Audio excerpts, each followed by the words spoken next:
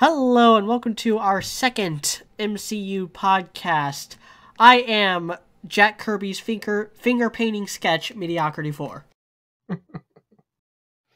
I am the newest convert to the Church of Miku. I had to check that out. It was actually pretty good. I am Robert. And I, unlike Captain America, do not have super soldier cells that allow me to not become inebriated when drinking copious amounts of alcohol. I mean, trade one thing for the other. Super soldier powers, the ability to get hammered. I take the latter every time. I mean, he grew up during the Prohibition era, right? So he probably. Oh no, he didn't. Never mind. Well, yeah, I mean, he would have been like a teenager in the 30s and stuff. Okay, yeah. What was he, like about 20s when he 25, something like that.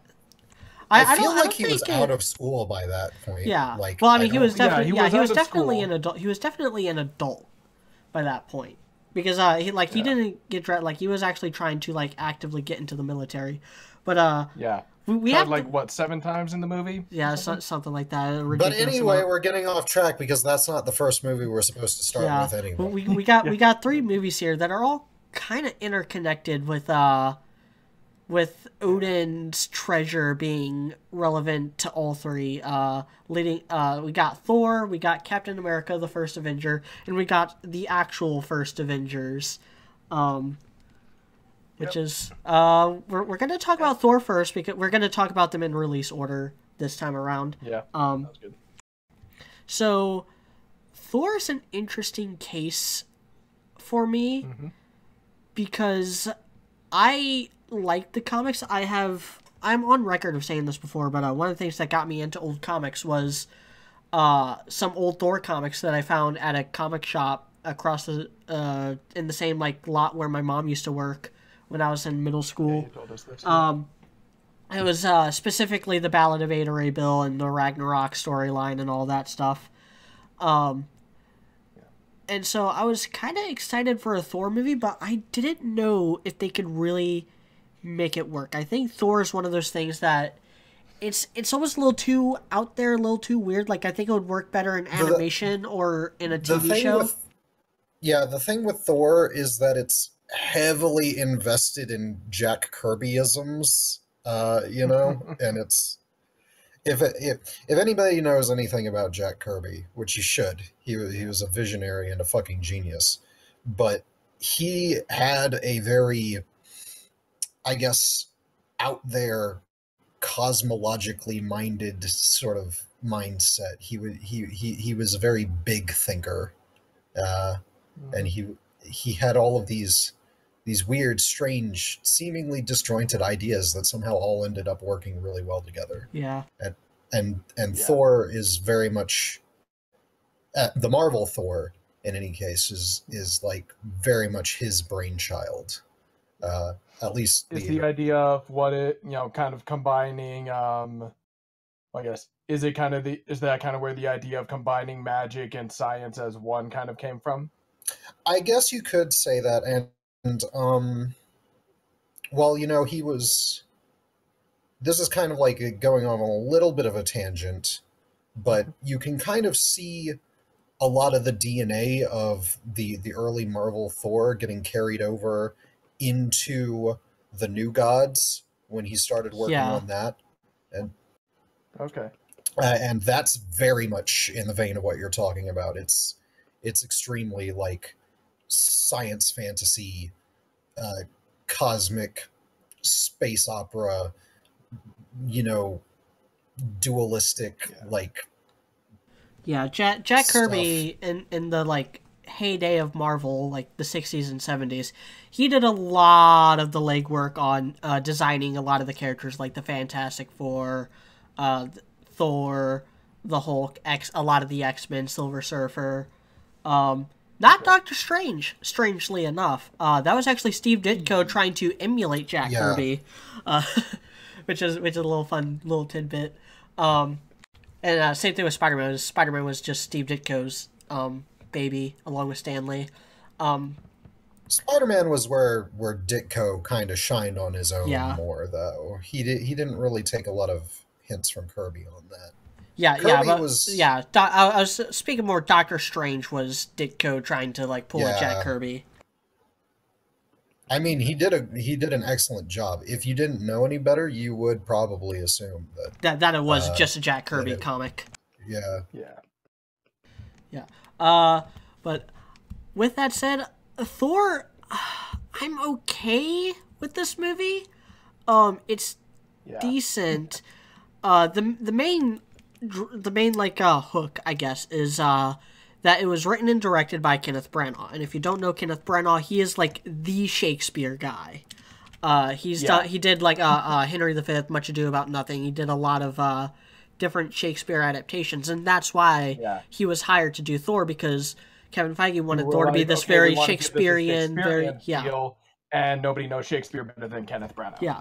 And on top of that, Thor is a very old character, not just in the comic books, but he was kind of the most blatant, not the first, but the most blatant version of, hey, super comic book superheroes are basically the modern mythology, so why not just have actual mythological characters as superheroes and supervillains? That was the idea Stan Lee had for bringing Thor in, because in the various pantheons of gods, the Norse are very popular, and they are also very mortal. Like, they live forever, but that's about it.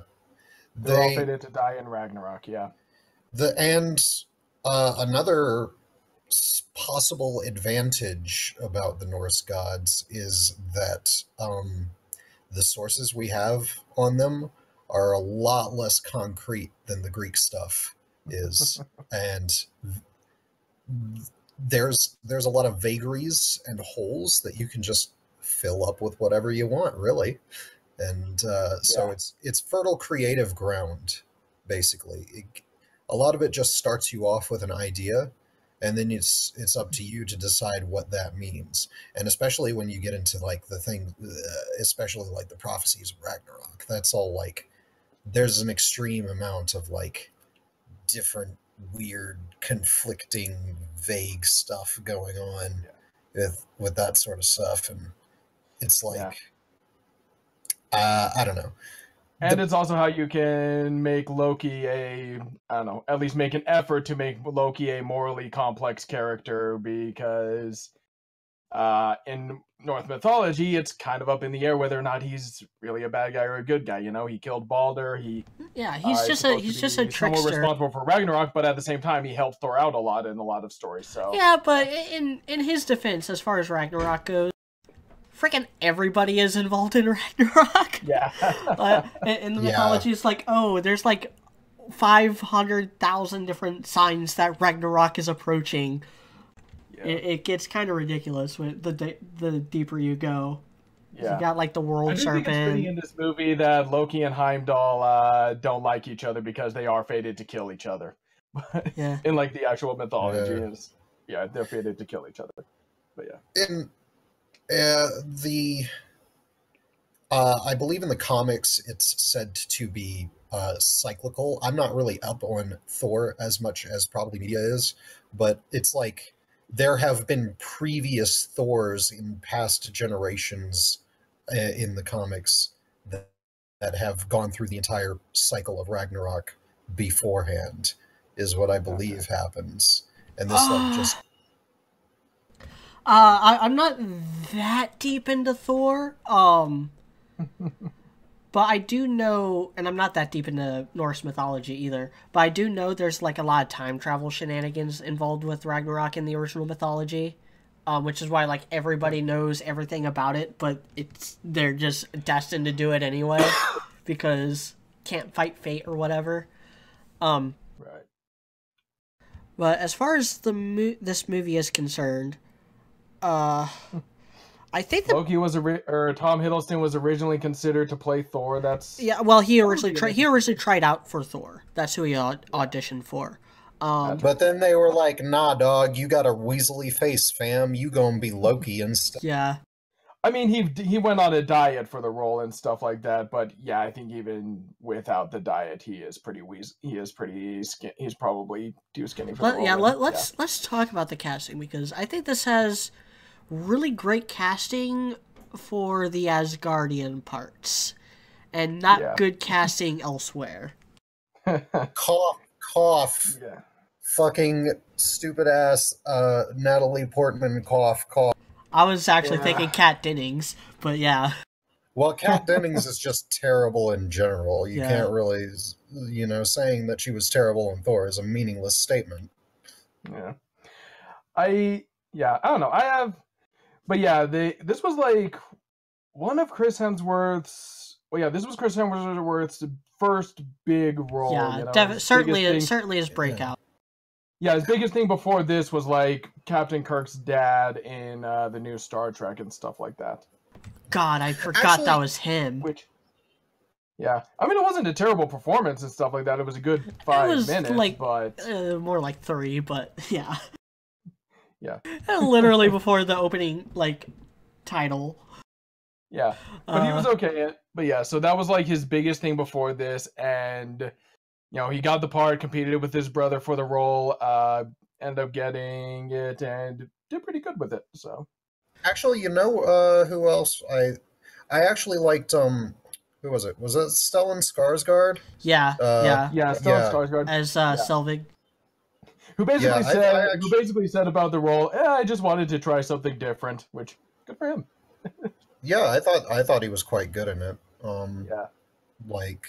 Stellan Skarsgård's a really good actor, so when it came around to Avengers, he just didn't have that much to do, and he was kind of shoehorned into the movie, I thought. But in Thor, he was pretty good. And I didn't actually, leading up to this, watch Thor: The Dark World, so I don't really remember how things were with him in that one. He went crazy and was in the old folks' home and stuff, but he was crazy in that Randy Quaid from Independence Day type of way, where he was actually right about everything. Gotcha. Oh god, that movie, that's going to be the next podcast. We're going to talk about that movie. Also, wow, Thor actually goes to old folks' homes a lot now that I think about it.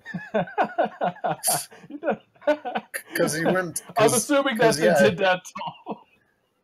Yeah, he went. Right. He went to one in the fucking in the Dark World, and then in Ragnarok, he thinks Odin is in one, so he goes there and finds it torn down. Yeah. Speaking of Odin, Anthony Hopkins got that part. That's almost too perfect a casting. It's wow, they really went with literally the first name you could possibly think of for someone to play Odin. It's in My Hero Academia when you found out that Chris Sabat was All Might. It's that's literally everyone's first pick. Yeah, exactly. Oh, Alex Louis Armstrong, duh. Yeah, it was we need an old, and we need someone to play this old wise Thor or Odin. Yeah, what's Anthony Hopkins doing? Well, here's the thing. Odin isn't actually in the movie all that much, except for the very first part, and then he goes into the Odin sleep for the rest of the whole fucking thing, basically. Which is a very common plot contrivance in the comics, by the way. Every time something big is gonna happen, they have to write Odin out of the story, and the only way to adequately write the all-knowing Allfather out of a story is to have him be sleeping. Basically. This is the only time in all the movies that they use that. The reasoning behind it is just amazing too. They don't really hit on this in the movie why he needs to do the Odin sleep every so often, but in the comics, the reason for the Odin sleep is that Odin is so powerful. He's such a fucking badass, you guys, that he literally can't stand being awake too long because he's just that fucking powerful. So he has to sleep every so often. For fucking months. Yeah. And they do kind of hint at that a little bit. Not necessarily that it's that he's so powerful, but the idea that, he requires this every few years or a few hundred years or whatever, or I don't know what it is because they're, I don't know, basically demigods.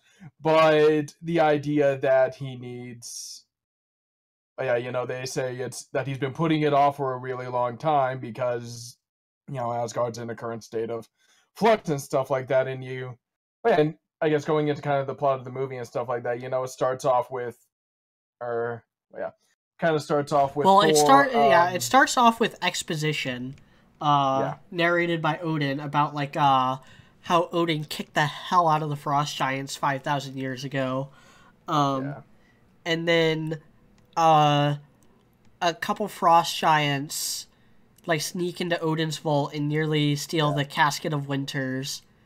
And they interrupt. I don't know. The movie's kind of vague on it, but I'm pretty sure that was supposed to be Thor's crowning ceremony as Odin's. Yeah, as Odin's heir.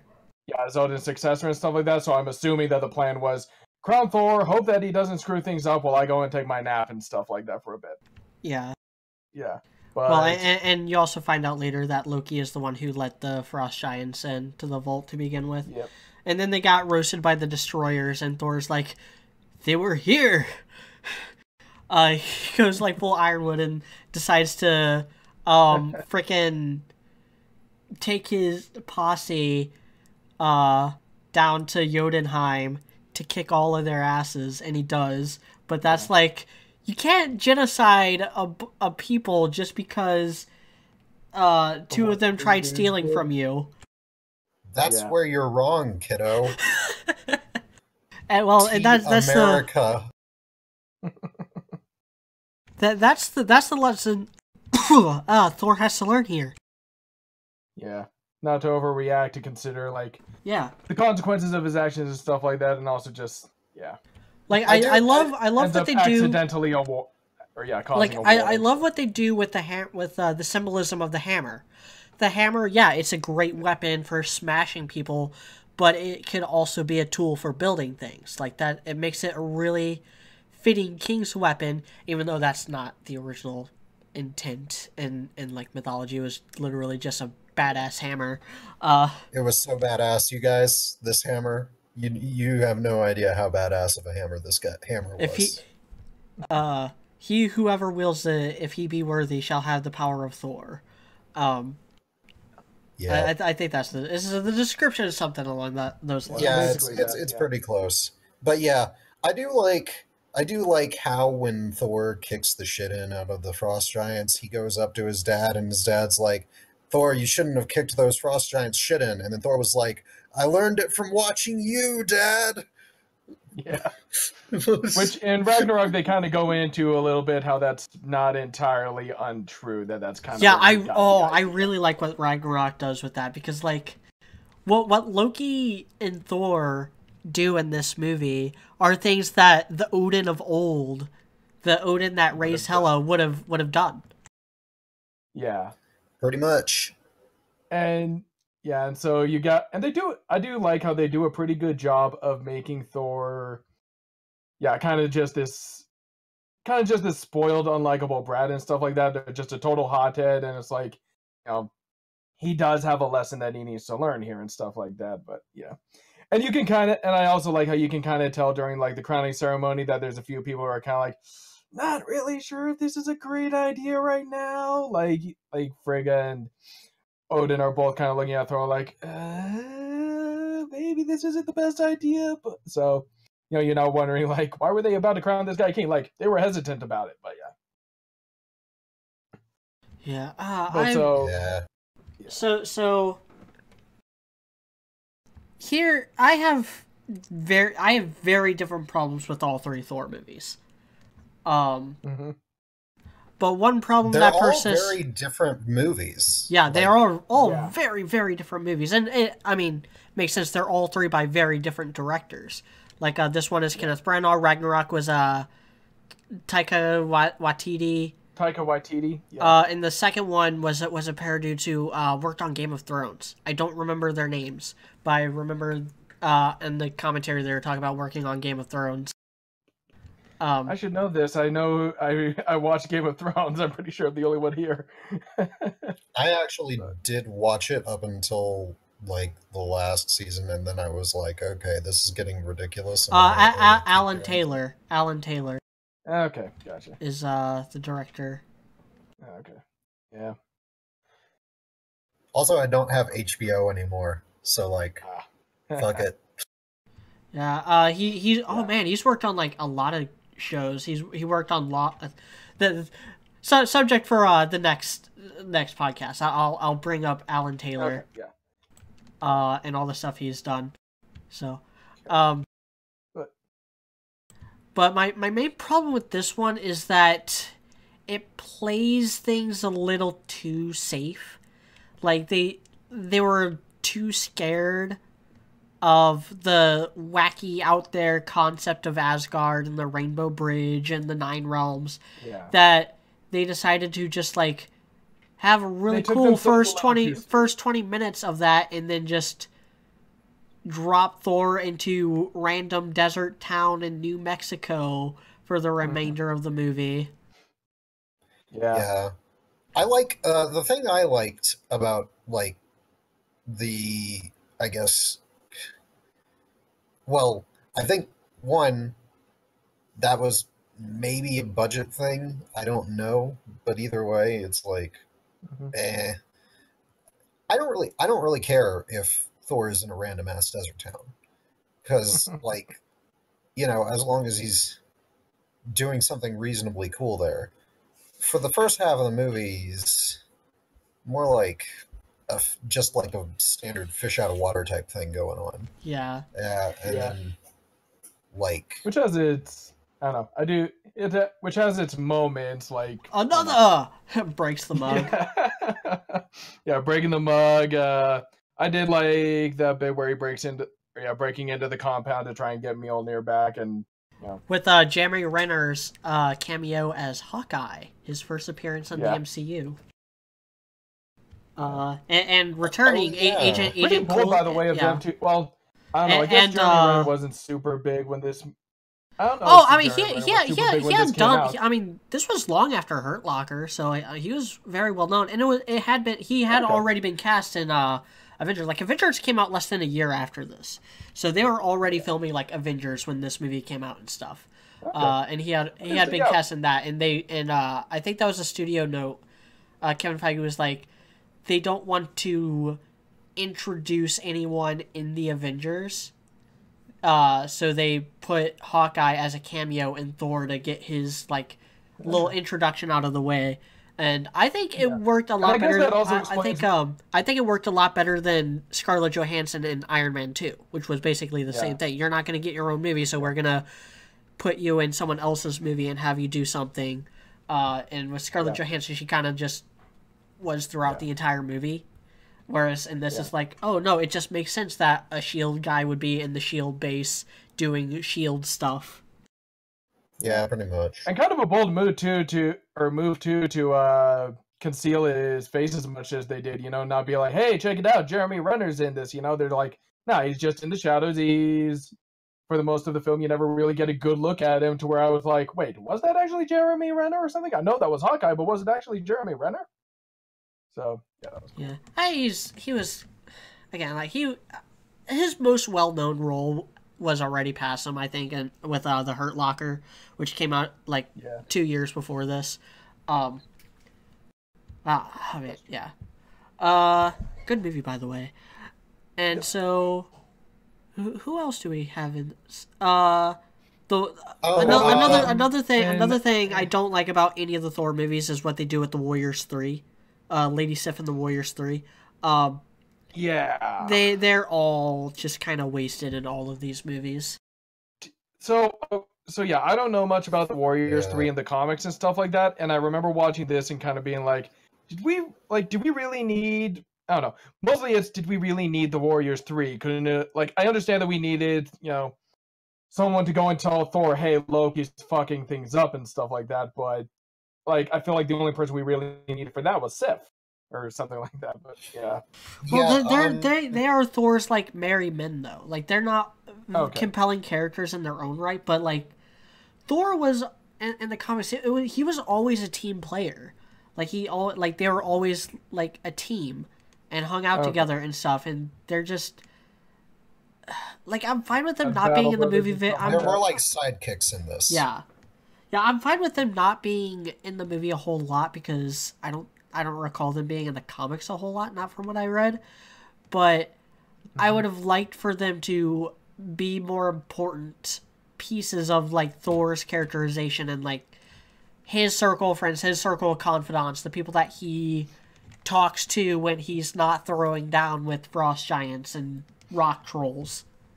So like more than just the exposition fairies kind of, and that one brief conversation of like, hey, you know, we did this, let's hang out and do this again. That kind of thing. I can agree with that.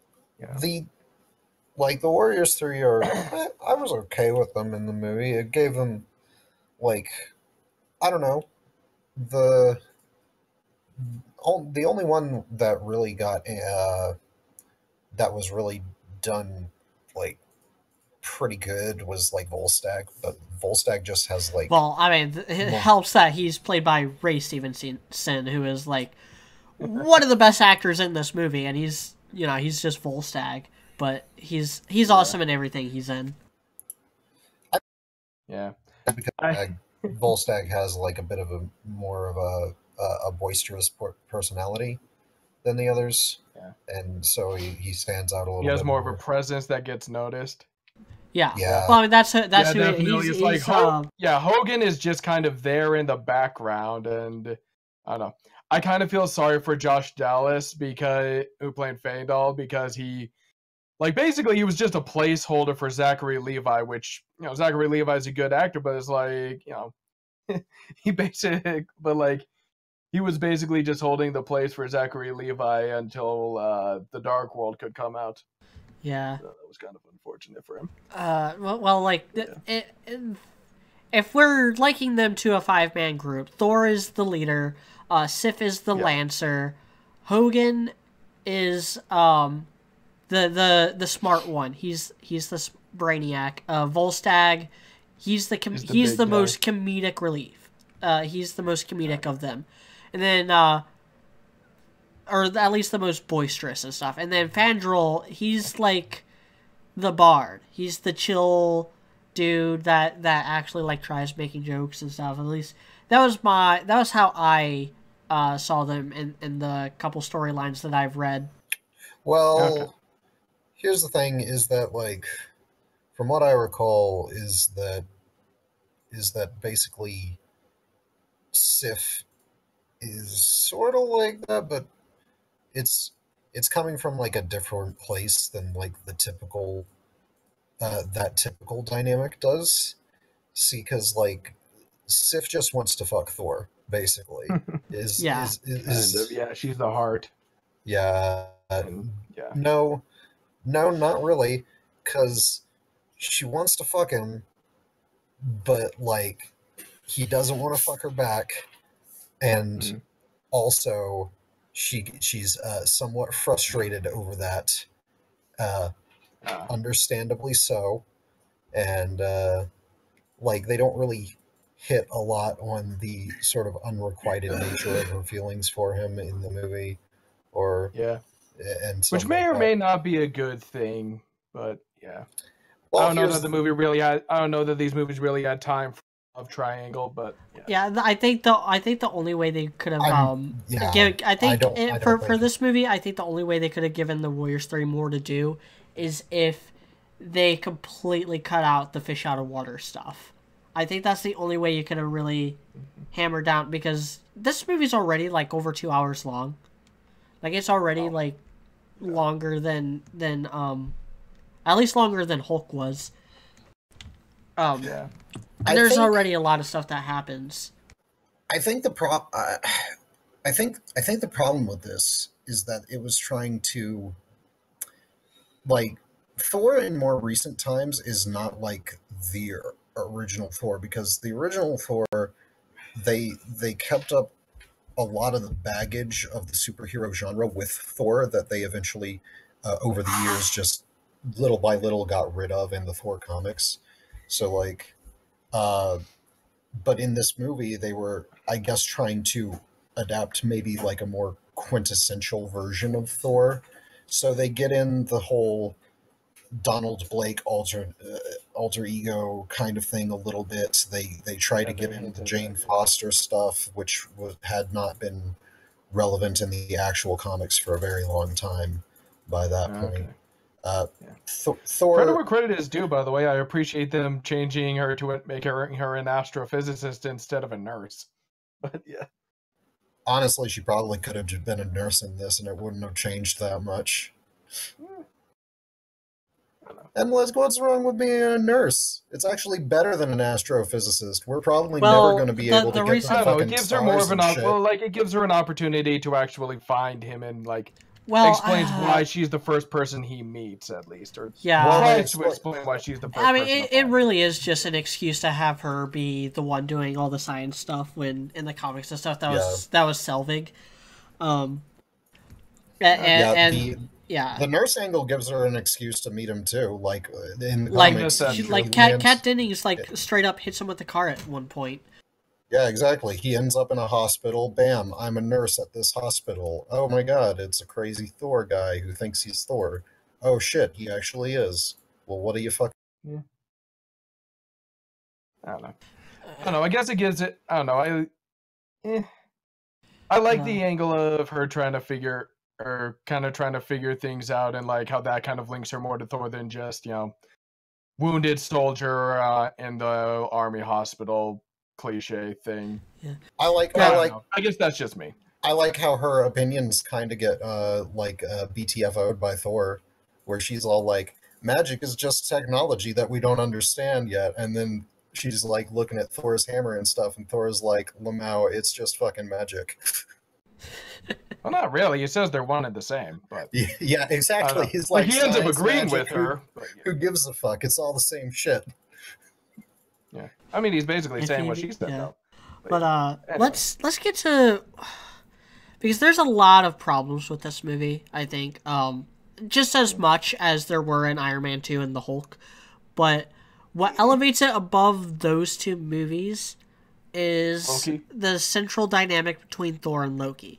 Namely, Yeah. more on the Thor end, actually, in my opinion. Like, Loki is great in this movie. Tom Hiddleston knocks it out of the park every time every time he's Loki in these movies. Every time he shows up, Yeah. it's just a treat.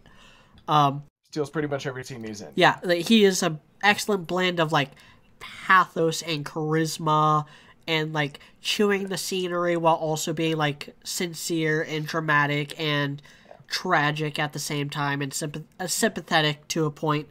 Yeah. If But we're for using the Shakespeare Thor, analogies, he's a really good blend of Edmund from King Lear and Iago from Othello. Like, yeah, Yeah, perfect. the Loki in this movie is kind of like he hangs out with Thor and all of his friends, but it seems like he only does that because he's like doesn't have anybody else to hang out with. Yeah, he's So kind of the tag along little brother who yeah, doesn't really feel like he belongs. Yeah, yeah, which that's is kind of interesting, but yeah. I like that they kind of made him out like Yeah. that. And it's kind of what works with him saying, I never, or yeah, where with him saying like, I felt like I was always in your shadow and stuff like that. So yeah, but yeah. But on the Thor end, because this really is an origin story, and it goes back to that character-centric writing we were talking about last time, which was something that Stan Lee brought to the table in comic books in the 60s and stuff, where this isn't an origin of how Thor got his powers. He got his powers because Odin banged a giant chick, or I guess in the movie it's just Freya. And out comes demigod Thor. That's how he got his powers. He was just born with them. yeah, But this is how Thor becomes the hero and the prince and the future king of yeah, Asgard before it gets fucked between Surtur and Hela, and and then what's left of it gets fucked by Thanos.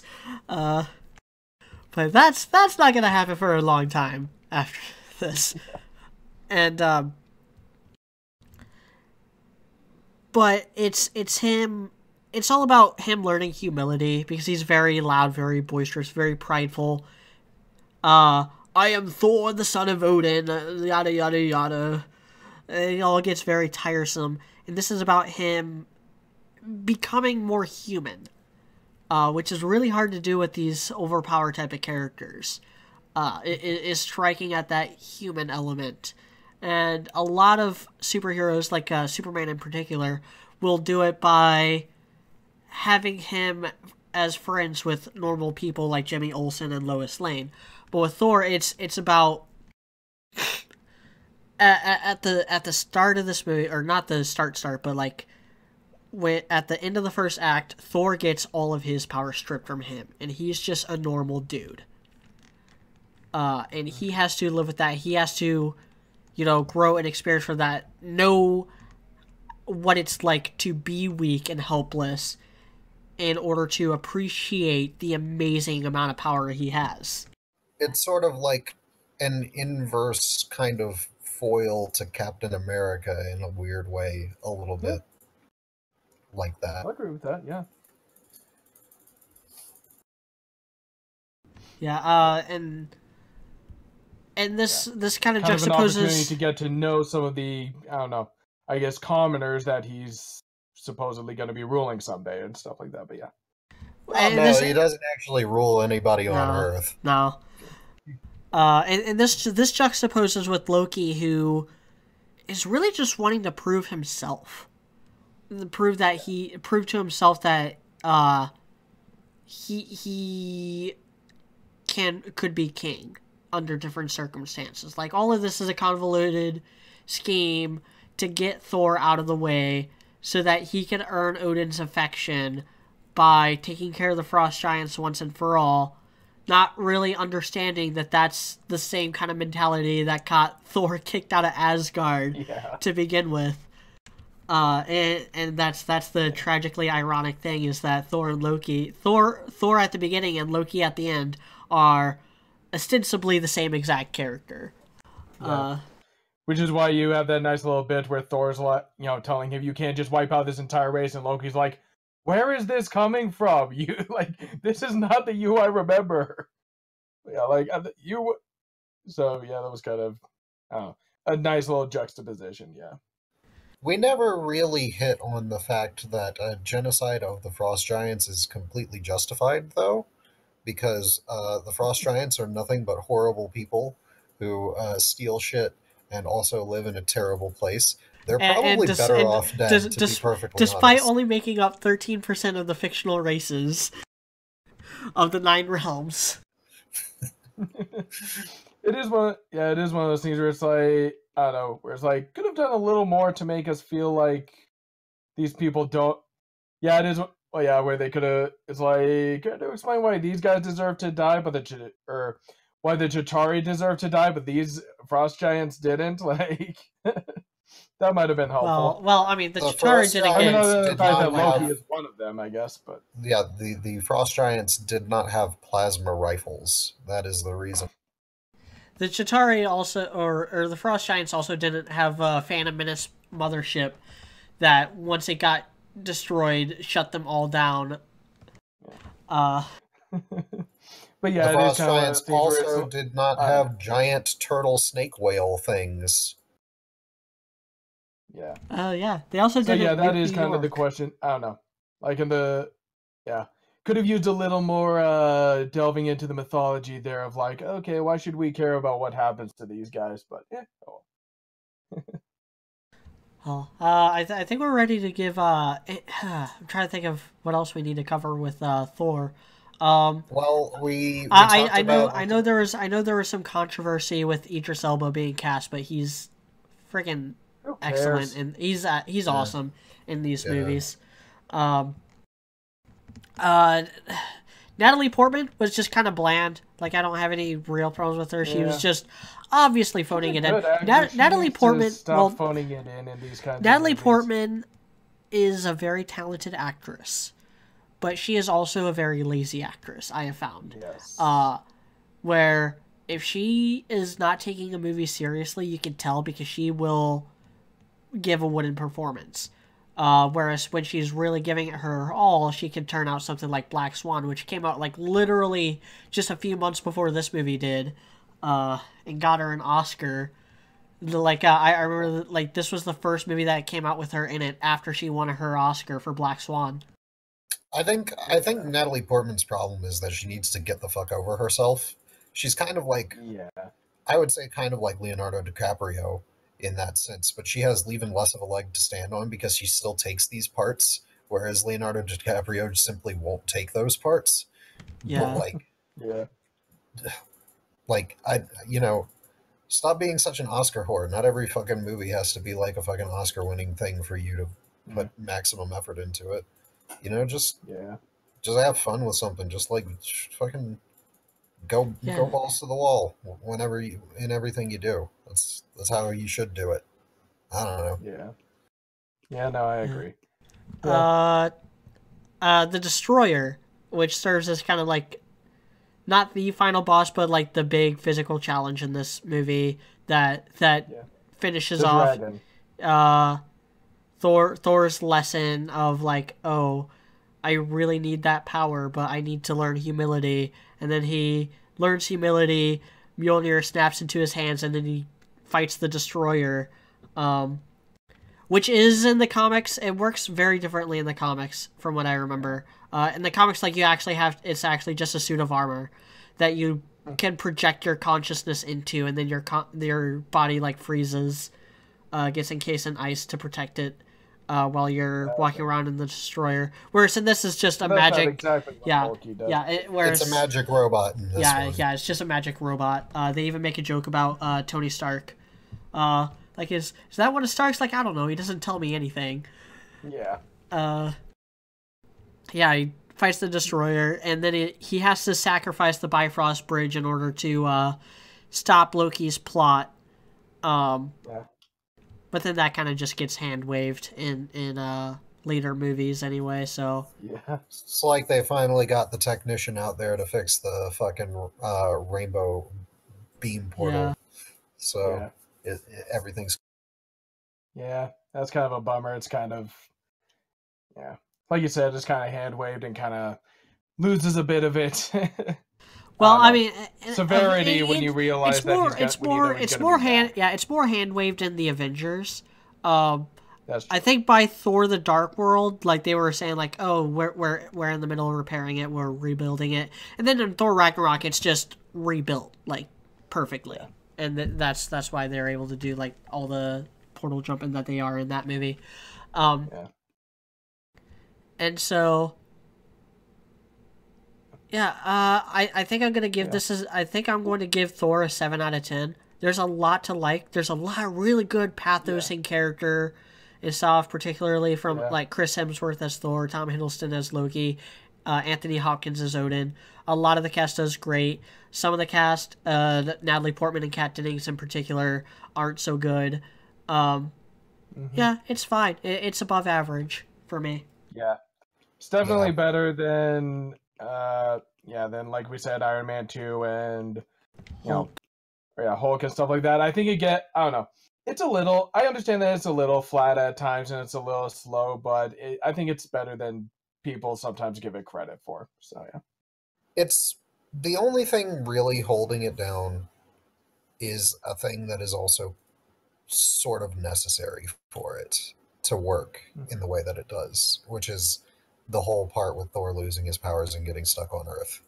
And like if they somehow did that better, or like had like, I think if they had done it like they did in Thor Ragnarok, it probably would have worked a lot better. Which they kind of flirted with a couple times, but they didn't go like all out. But I don't know. It's very similar to the whole thing of like Thor losing his. I mean, it is the same as what we get in the other. Thor loses his hammer, so yeah. Or in Thor Ragnarok, so it's kind of a bummer that they just didn't go for it the way Taika Waititi did. Well, that was kind of going for it in a totally different way, but like it's That's like true. I don't know. Anyway, I think my biggest issue is just that it took itself a little too seriously. But yeah. Now, let's get into let's get into Captain America: The First Avenger, because I really fucking love this movie. Like, holy shit, this movie is good. It's the weakest of the Captain America movies, yes. It's pulpy, That it's is not campy. saying much, though. It's pulpy. fair. Yeah, it's pulpy, it's campy, it's ridiculous, it's cheesy, it's perfect. This movie is exactly what it needed to be.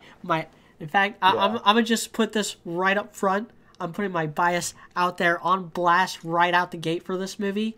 I'm a huge Captain America fanboy. I was wanting this movie to come out since I first saw Spider-Man on screen back in 2002.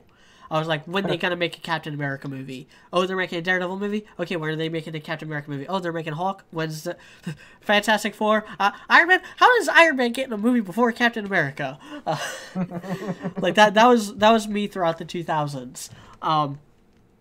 I grew up on the comics, and if I were to just dream up a Captain America origin movie, this would be it.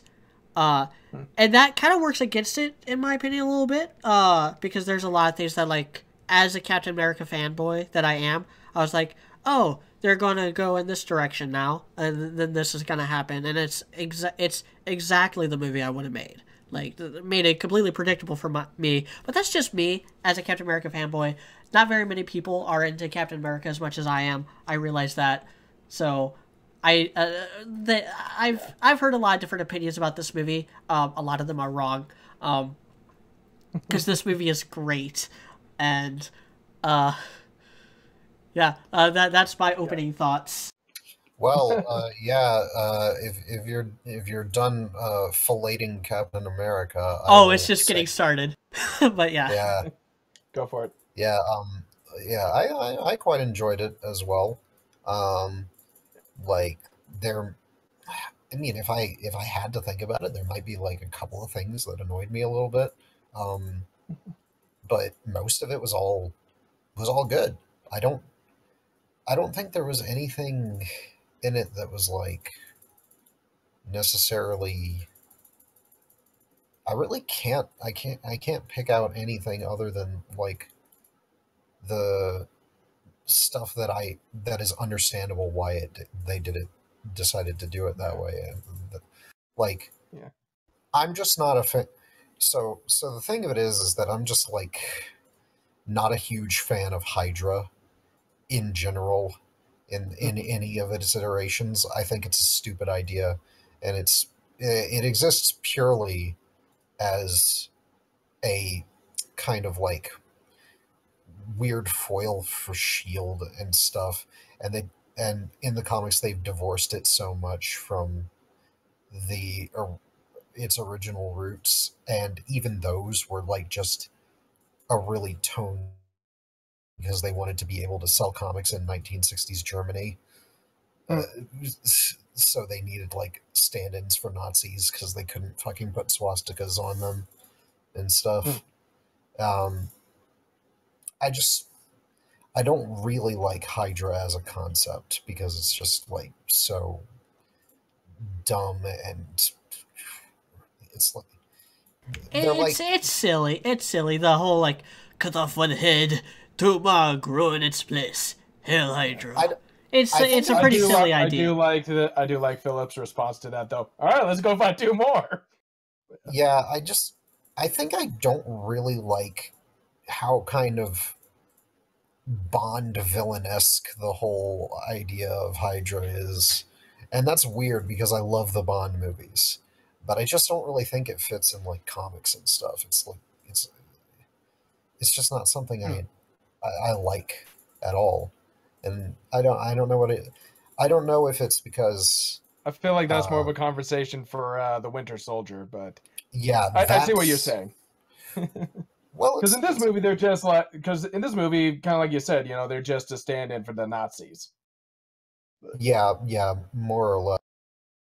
Which is the Hydra that we see here is like it's like, oh, we're working for the Nazis, but now we're not working for the Nazis anymore. I guess we're kind of quasi-Nazis, and then it like diverges, and there's like a whole oh, we got to fight Hydra now instead of just Nazis.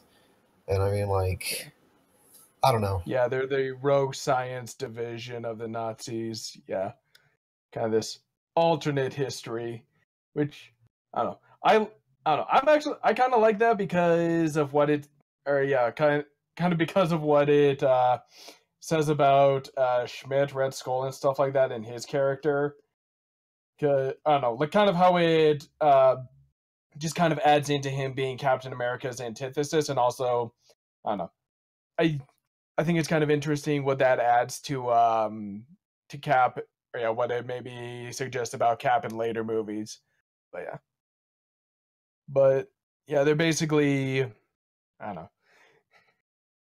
It is a little weird to think that they kind of separate from Germany there, but who knows? It Yeah. is weird, and it's Yeah. it like it's another one of those things where like they have their good reasons and all of that stuff, or well, not even good reasons. They just want to take over the world, but for them instead, even though it's like Yeah. the same shit, man. Like, who cares? Like, I don't know. It's Yeah. I think yeah. I think my two biggest issues with this movie is, I don't know, kind of just that Cap is, or yeah, I don't know. Or yeah, I feel like maybe my biggest complaint with this, and it's not a huge one, but it's kind of just that Cap's a little too perfect and stuff like that, like, which is mostly the point. You know, this movie's not really about, you know, learning to be a good person. Kind of like you said, you know, it's kind of the opposite of Thor, in that this isn't really about him learning to be a good person or anything like that. It already is him being a good person. Here's the thing, though. Staying a good person. Yeah. After getting this power. So, but we don't really see him but it doesn't feel like he really struggles with that all that much, except for, you know, almost banging. Yeah. Because okay. Except for almost banging Natalie Dormer, which. Here's the thing about those types of lessons, because I think it's cool for heroes to have flaws, and it's cool for heroes to have systemic flaws that they keep falling into. Like with Iron Man, it's his tinkering. Hold on.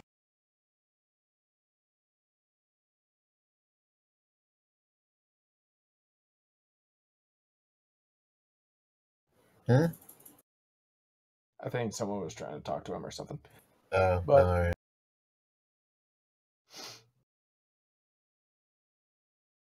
But yeah, I think I'll just fucking continue that thought thread then. Sorry, I just got ice cream. You good? Yeah. Okay. Yeah. Wow. I had to run upstairs to get my ice cream. So back to the problem with trying to build a long-running story about like people overcoming their flaws is that they eventually run out of flaws, and you have to kind of bend things over backwards in order to have them keep dealing with those flaws. And sometimes it can feel very contrived. Like, I'm going to use a really weird example because I'm not overly familiar with the series. My Little Pony, Friendship is Magic, which, before you ask, I've only seen like 1.5 seasons. But I was actually watching it. Only 1.5 seasons. People. Well, one season I watched like years and years and years ago, when it was first coming out and stuff. And then I saw a couple episodes. Might have actually been earlier today. Days are kind of blending all for me. Because Fat Man Falling and British Ninja were streaming commentary on the one of the most recent seasons, and I was just like chilling, having it as background noise and stuff. And they kept on making jokes about season 8 about like, wait, why is this whole season built around a friendship school when there are entire seasons built around the idea that you can't teach friendship? And it's kind of the same idea in superhero type stories when you have someone overcoming their flaws, because you keep like overcoming those same exact flaws at a certain point. And so I think it's better for stories. Like, it would be cool for a Captain America origin movie to be like, oh yeah, he does have a flaw. And Captain America does have a flaw. His flaw is that he's a stubborn dick. And we'll really get into that when we get into Civil War, because he's kind of an asshole in that, and I love it. Like, that's his flaw, is that he's just so fucking stubborn that when he is wrong, when he is wrong, which isn't often, but when he is, it's very dangerous. And the movies have not really... Infinity War actually kind of touched into that with the whole we don't trade lives. Like, had they just destroyed Vision outright, right out the gate, they probably could have prevented that, but Captain America was so set in his way of, like, we don't trade lives, that he gambled the entire universe on him being able to protect his friends, and then he lost. And the whole, yeah. Fair enough.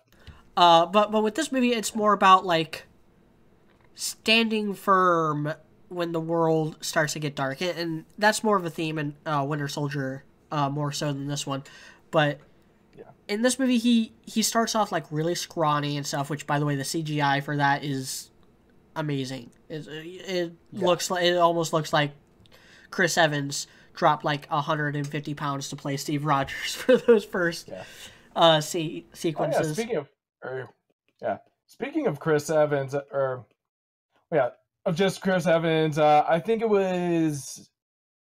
dude asked last week, like, kind of asked about, like, what Chris Evans' film career was like before this movie, and kind of, whether...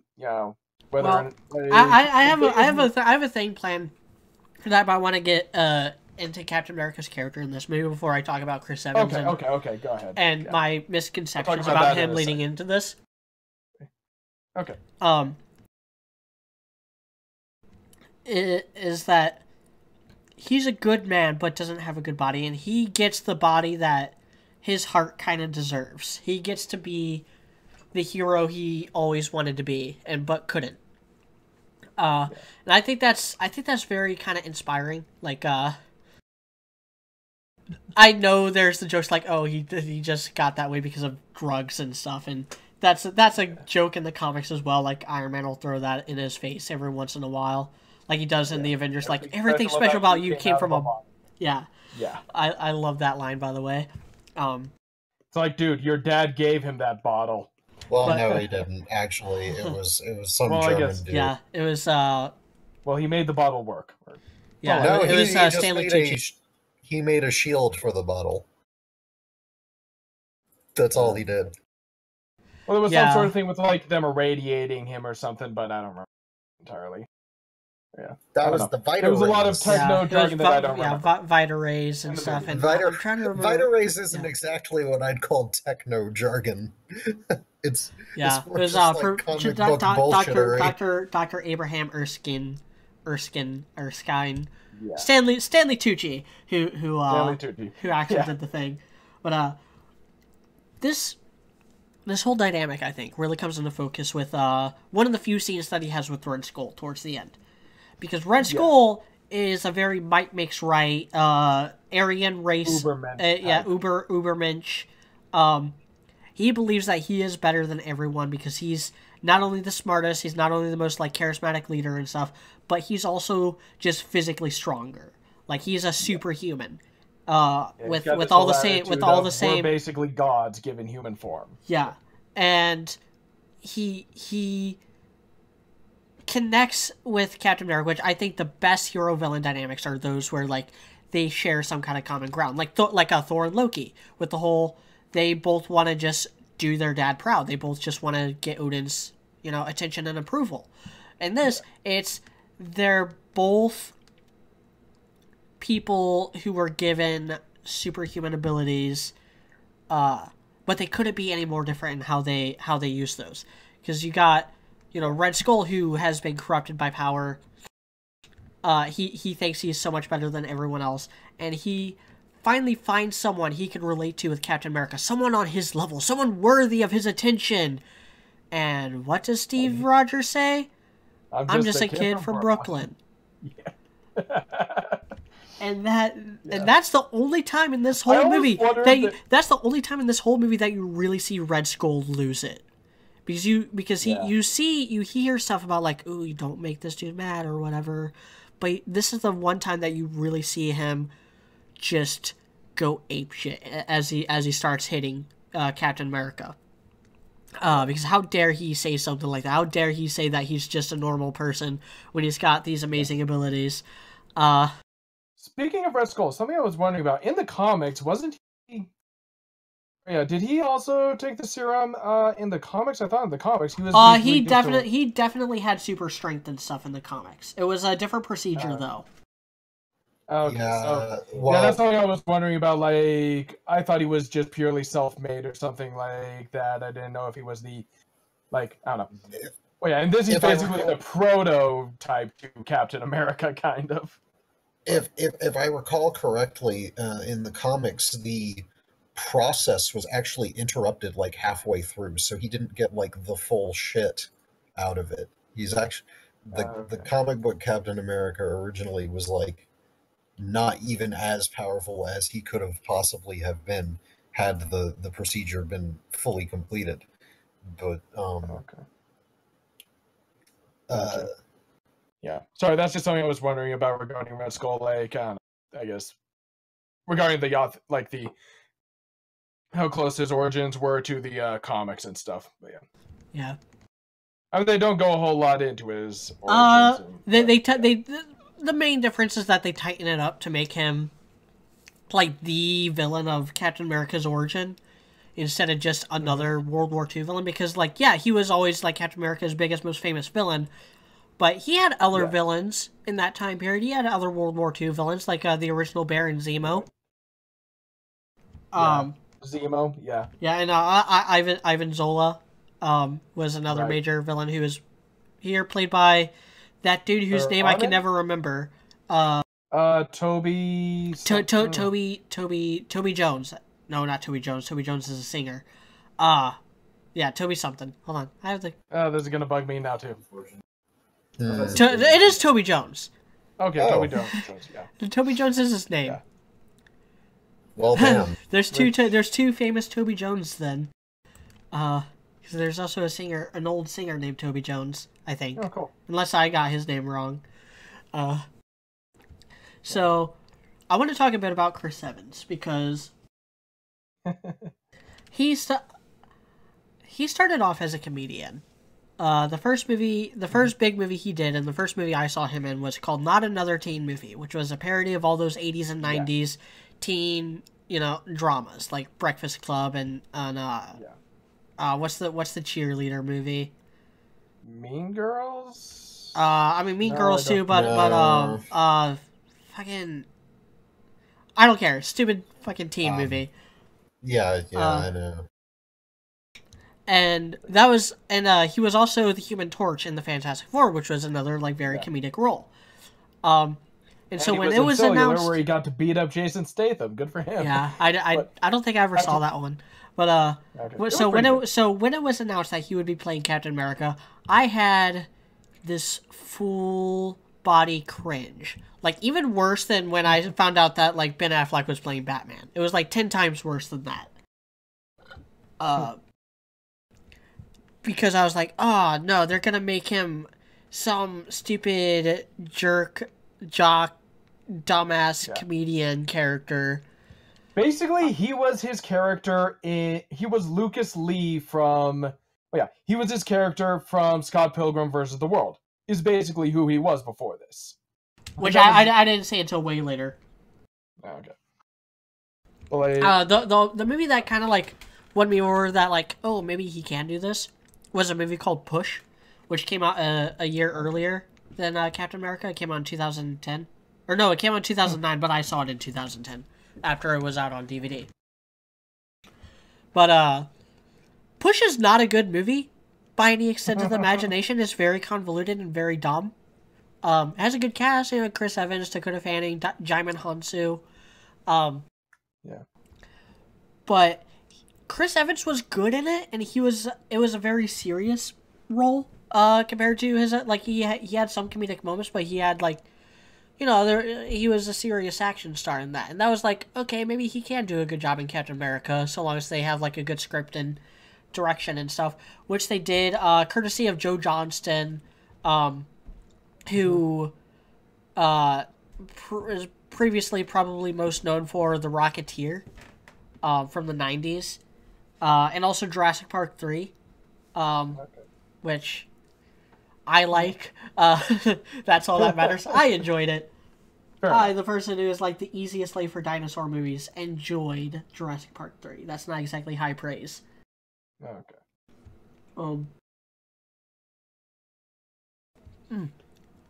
But I was wrong. Chris Evans is perfect as Captain America. I would never. I don't want another Captain America.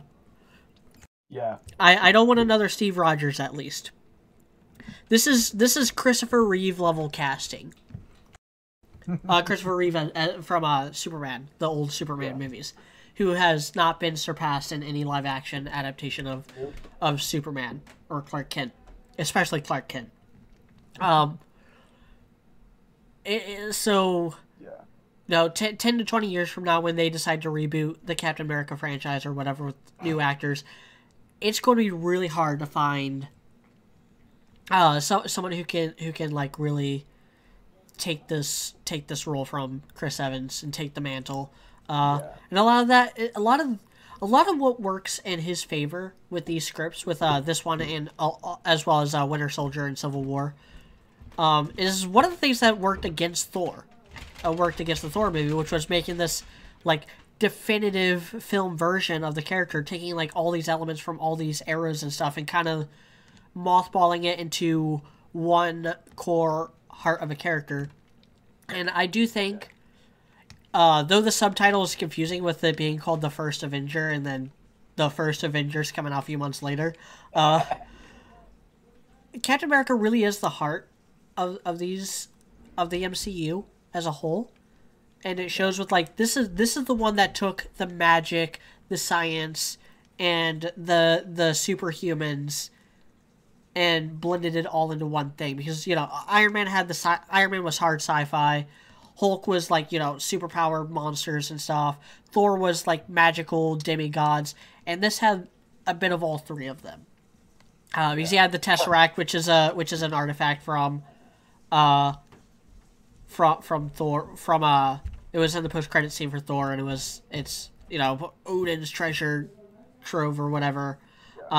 Which, fun fact, they actually blended two Marvel MacGuffins into the Tesseract. One was the Cosmic Cube, and the Space Stone. The Space Stone. Okay, so they were separate. I was wondering about that too. I was like, were those two the same? Yeah, the Cosmic Cube in the comics is basically this all-powerful, wish-granting cube that you can hold it and you can make anything happen, including but not limited to turning Captain America into a Nazi. That's how that whole thing happened, was Red Skull using the Cosmic Cube to turn Captain America into a Nazi. Okay. Oh, Hail Hydra. My ass. Fuck that. It's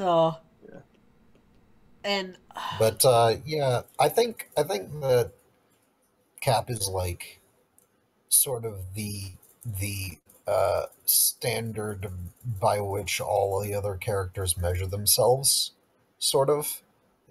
So like, you know, you see that a lot with whenever all the other characters are like interacting with him, whenever Iron Man is or whenever Thor is, they're always comparing themselves to him in some way. Yeah.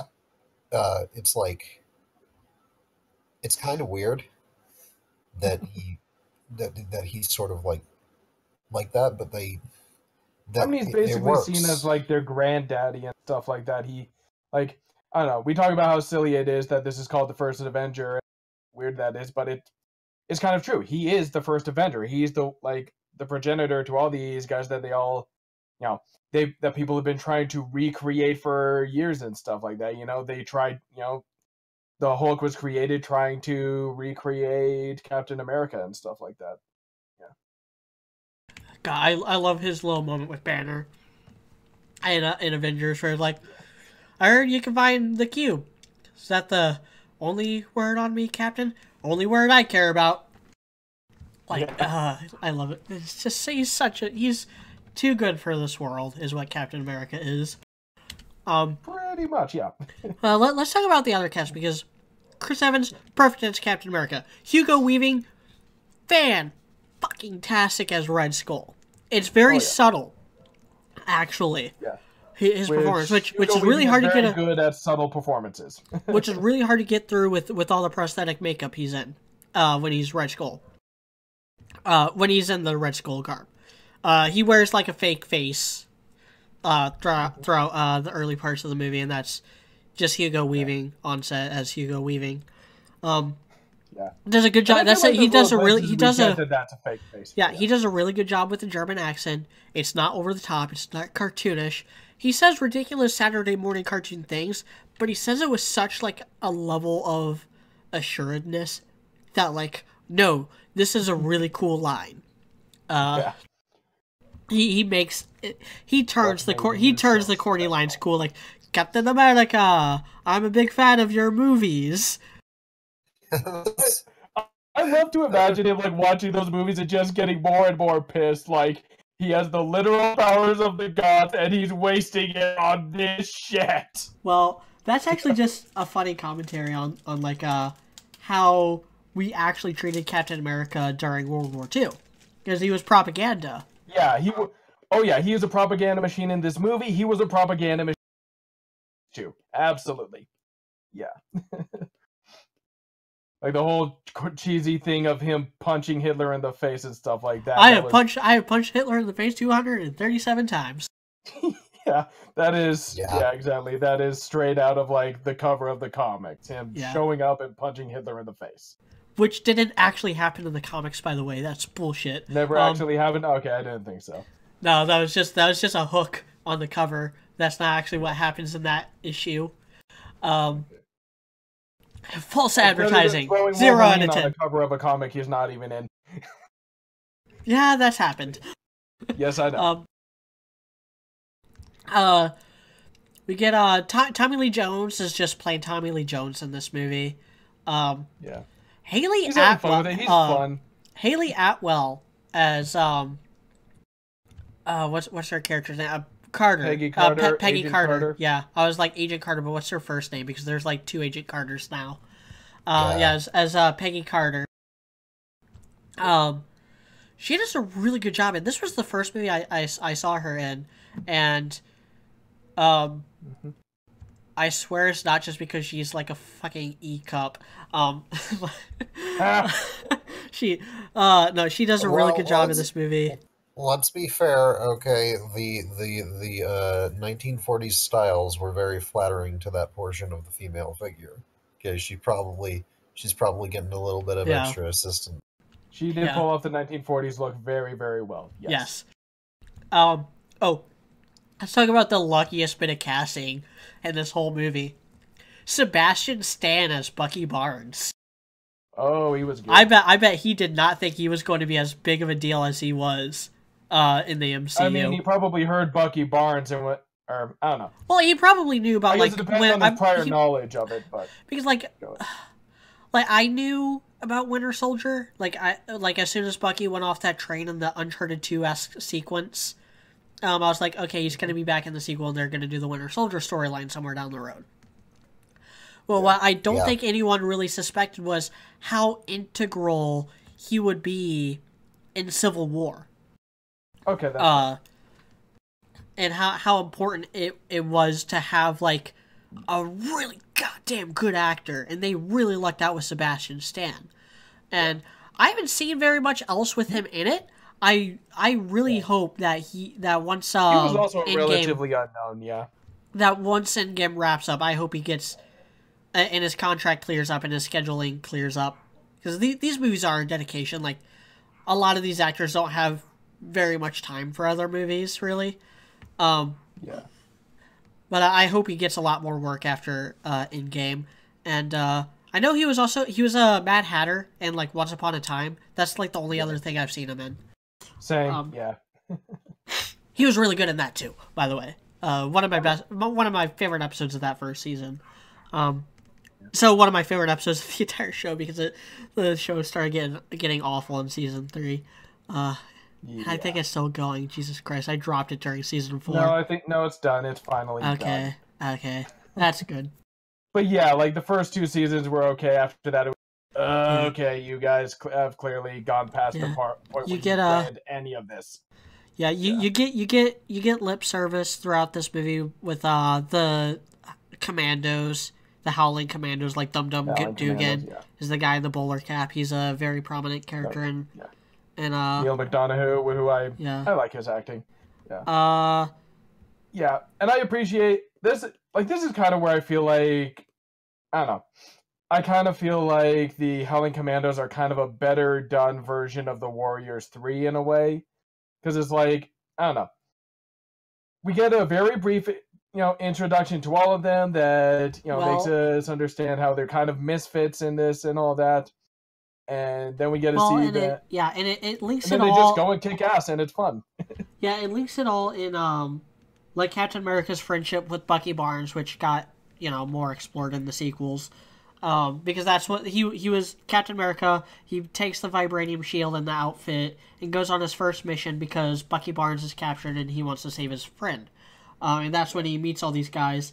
And that mission is so successful that the U.S. government is just like, well, hot damn, I guess we got ourselves a strike team. Let's send them out on missions. And this is a bit of a double-edged sword because I've heard a lot of people complain about the montage action scene. And I think the problem is that it was all in the trailers. Like, there are so many, like, little action beats in the trailers, but they're all in this, like, 2 to 3 minute long montage. But I really like that because... I'm fine with that. Yeah. Because Captain America... America... everything that goes on in the movie. Like, well, I mean, for one, it's not really important to see every single action battle and stuff. For two, it shows the time passing. Captain America is Captain America for a very long time before he gets frozen. Yeah. He's with those guys, with like Bucky and Dugan and Carter and Tommy Lee Jones. He's with them for like a solid year before he gets frozen. And it helps solidify the fact that he is this war hero. He like did all these missions in the 40s and then he just disappeared. And it makes sense that they would have museums to him. Like, if he were just did 1 or 2 missions before getting frozen, I don't see that being the guy you build a history museum around. But, the fact that he was a war hero for so long and had, like, all these successful missions and cracked down on Hydra and saved the world from their evil plight, that's worth building a museum around. Yeah. I'll agree with that. Yeah. I mean... So, I'm fine. I didn't have a problem with the montage either, so, like, I got it. But, And, something else I thought... So, I kind of talked about this a little bit in the case of Red Skull, is that, he separates himself from from Germany and stuff like that, separates Hydra, says, makes them 2 different things, which, like you said, kind of an interesting choice, but I think it's kind of interesting with what we see happen to Cap in later movies, because kind of his conversation with Cap in this movie, what he keeps saying is like, we're above these petty things like, patriotism and loyalty, in the world I see, there are no flags. And I think it's kind of interesting that, in a way, Cap kind of, I don't know, does something kind of similar in later movies, particularly in Civil War and Winter Soldier, where he kind of, renounces any like loyalty to any particular country and stuff like that, refuses to be loyal to all these other countries and obviously for very different reasons than what Red Skull did. Red Skull, it was because, we're above them all and we're better than them. For him, it's more just, I don't really trust, I'm the one with the power and I don't trust anybody else to tell me how to use it and stuff like that after what, happened with S.H.I.E.L.D. and Hydra. So I'm kind of bummed that they haven't addressed that more, kind of brought it up more, but I do think it's kind of an interesting thing that happens in this. But I don't know. Yeah, That was kind of a tangent, but it's just something I noticed there. But yeah. I do know that a lot of people complain about the ending. Kind of just that it was kind of avoidable. What? Well, They the thing is, let's just kind of rushed a little bit. Maybe I do kind of see the complaints, and it does kind of drag the film down that like they couldn't come up with a better explanation for him getting frozen. But at the same time, it's like it makes sense still. It makes sense from a character perspective that like, you know, he's such a good dude and stuff that he's playing the ultimate sacrifice to keep this thing from like taking down a city. Is gonna sink it into the ice. I just think maybe it would have been maybe less dramatic but more sensical had the plane just like blown up with him in it and then he like fell into the ice, which is what happens in a lot of iterations of the story. That's what happens, is that the plane blows up and then he falls into the ocean and gets frozen. Only to be thought out by the I was gonna make a global warming joke, like only to be thought out by the true enemy of the MCU, global warming. Yeah, I mean, you gotta give credit where it's due. Okay, there were also a bunch of people who were excavating in Antarctica for no fucking reason. Yeah. I mean, there's always someone excavating in Antarctica for, I don't know, something or other. So it's basically gotta dig up that ice, boys. Yeah, it's a huge fucking continent with nothing on it. There has to be something on it. I don't care if we waste like all these millions of dollars every year. We're gonna find our place further than the universe. Yeah, I know. It's true. It's true to the real world, but it's kind of a stupid thing to be true to the real world. But yeah, I don't know. But yeah, I mean, Captain America, good movie. Fucking watch it if you haven't. Yeah. If you haven't, how even the fuck? It's an 8 out of 10, but I love it enough to give it a 9 out of 10. Like it's one of those movies where like I really love it and it's solid and stuff, but it's not perfect. The sequels are a lot better. Avengers, which is the next movie we'll be talking about, is a lot better. But I still think it's right up there with Iron Man for me. It's right up there.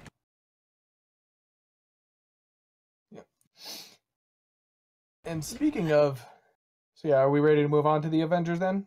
Yeah, probably. Avengers, or Avengers Assemble for our European listeners, because copyright laws. There's also a TV show from the UK called The Avengers. That's like a spy show. So they actually had copyright problems in Europe and had to change the title for European releases. There was also a movie adaptation of that show called The Avengers. Yeah, with Ray Fiennes, Uma Thurman, and Sean Connery wearing a bear suit. Yeah, that is the thing that happens. He wears like a giant teddy bear suit in part of that movie. Okay.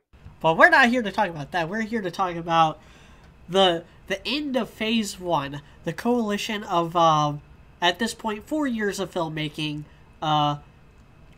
meeting for the very first time Iron Man, Captain America, Thor, Hulk, Scarlett Johansson, the dude from the Hurt Locker, and One-Eyed Samuel L. Jackson. All in one movie. Yeah. Were you reading off something there? No. Oh, okay. No, he just remembers shit. He's fucking weird. Yeah. And this movie, it's kind of weird, hard to talk about because not a whole lot actually happens. It's a movie full of like little moments and character beats, but not a whole lot of like narrative meat, not a lot of thematic content, and it's very well structured and it's very, very simple once you actually boil it down. Because really, the plot of this movie boils down to guy steals thing to have alien invasion and people stop him. Yeah. Pretty I much. think here's how I would boil it down actually, is this movie is a much, much, much much better like version of Rogue One is the analogy I would use, because Rogue One, the first 2 acts are basically all about how this one person finally decides to actually do something about the shitty state of the universe that she exists in, and then the last half is a pretty cool, action set piece that feels very inspiring and very exciting. The Avengers is about how one guy manages to piss off like what, 7 different people, and like give all of them a reason to want to fight, to team up and fight him, and all leading to a really, really cool action set piece. Like that's basically what I realized about it, essentially. Well, something I wanted to touch on.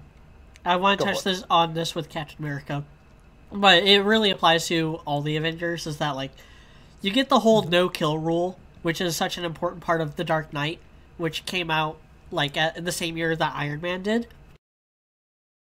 None of these guys have a no-kill rule. Like the closest one out of these guys is Captain America, and like he won't like kick you when you're down. He won't kill you when you're down or whatever. But if you're a Nazi trying to jump onto his airplane, he'll fucking kick you through a propeller with no shits given. Yeah, he'll storm a room with a gun in hand. Yeah. He has no. Yeah, none of these characters have any qualms about killing, which is fine. Two of the Avengers are fucking assassins. Yeah. Black Widow and Hawkeye. Yeah. Well, to be fair, Hawkeye isn't an assassin. He's just a spy. Yeah. Who uses a bow and arrow? The most impractical weapon you could possibly use in this day and age. There are more impractical weapons. Something I just want to talk about with these movies is I feel like Hawkeye gets a bit of a bad rap. I guess this isn't a problem in this. I don't know. Like, maybe this isn't a problem so much in this podcast and stuff like that, but a lot of people complain like, oh, why is Hawkeye even there? He's just a normal guy with a bow and arrow, blah, blah, blah. And I'm kind of like, I don't know. And this is where I guess we don't have this complaint here, but I'm kind of like, well, why aren't we complaining about Black Widow and stuff like that? All she's got is boobs. But I don't know. I feel like Hawkeye gets a bit of a bad rap, but I don't know. I like having him there. I like Jeremy Renner, and I like having him there. I think people, I don't know, should ease up. He's not in this movie a whole lot. He's a foot soldier. Like every team needs a foot soldier. But yeah.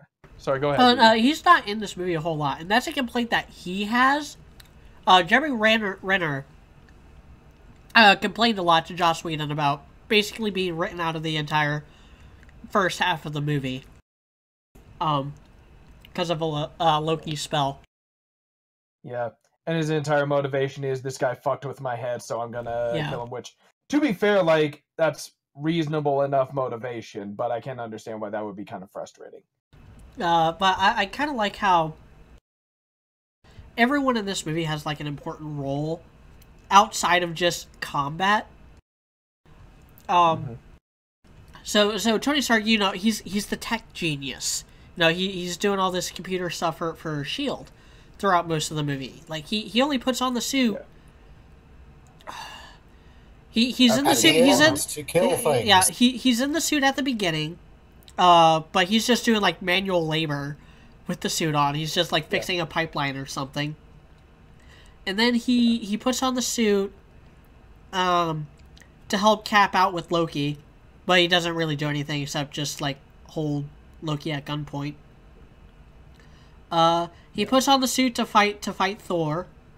He puts on the suit to during the helicarrier battle. Fix the helicarrier. And then he which again, like he doesn't even fight very much in that either. He's mostly doing manual labor.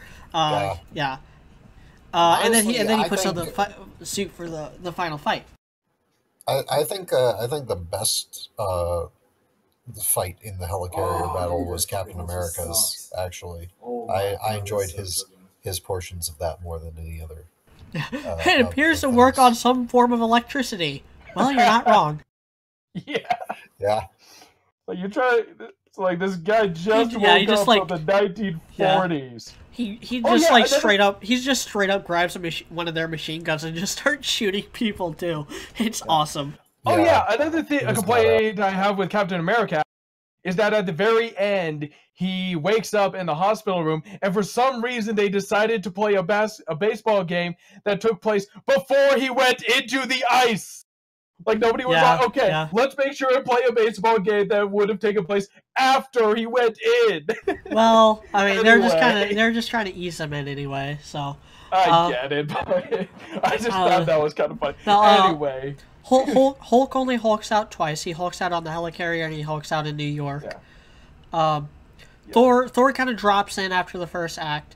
And Hulk is there for to get, because they don't need Hulk, they actually need Bruce Banner. Which is nice. They technically didn't lie to him or anything like that. They're like, no, we really do need you, Bruce Banner, to find the Tesseract, and they do. They at least track Loki down at one point, find him in Germany, and then capture him, which turned out to all be part of his plan to get inside Bruce Banner's head so that he can unleash the Hulk on the helicarrier. Which might actually be the most clever use of the whole being captured on purpose from this era. Like, as much as I love The Dark Knight, there's so many ways Joker's little plan there could have went wrong, but that's kind of like cool because he'd give no fucks either way. That's what makes that movie work. It did feel a little weird to me, the whole thing with, like, I don't know, where Loki's scepter starts basically becomes like the One Ring from Fellowship of the Ring and stuff like that. Yeah, but which does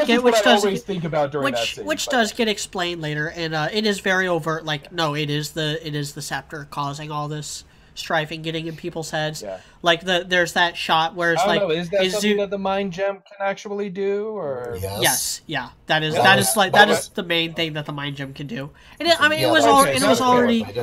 was already established earlier in the movie when he took over Selvig and Hawkeye that it fucks with people's heads. I knew it gave him the ability to control people. I didn't know it just straight up like messed with people and made them more aggressive and pissed off. But okay, that's fair.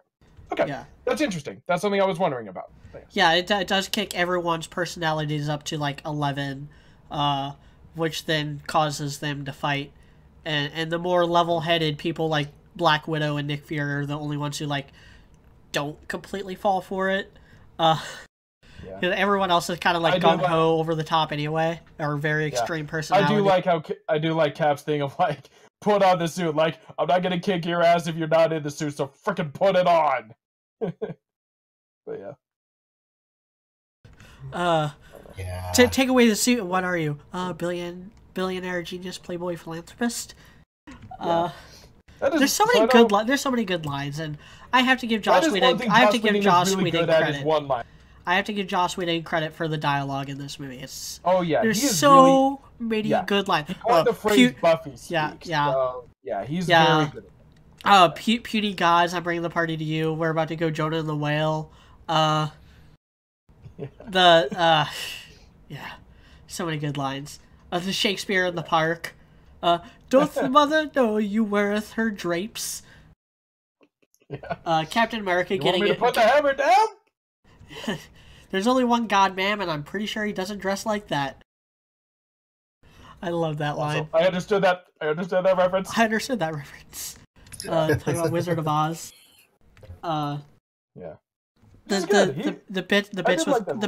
bits with Coulson, which super manipulative on Nick Fury's part, but that's who Nick Fury is. He's the spy, as Tony Stark says. Like, he's a spy.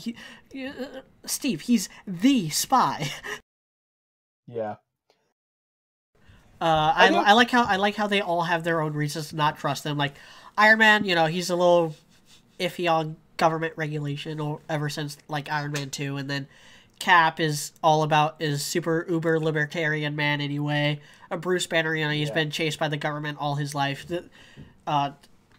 Black Widow, she's been screwed over by various regimes throughout her past, and then Thor, he's still just kind of new here, not really knowing how things work, and not really sure what to do. But also, he kind of has that line where it's brother. like, you know, the fact that you guys were the Tesseract is what drew these guys here. You were messing around with things you couldn't understand and stuff like that. So he still got a little bit of the arrogant, you know, above it all type of thing, but not necessarily for a bad reason. But yeah. Yeah.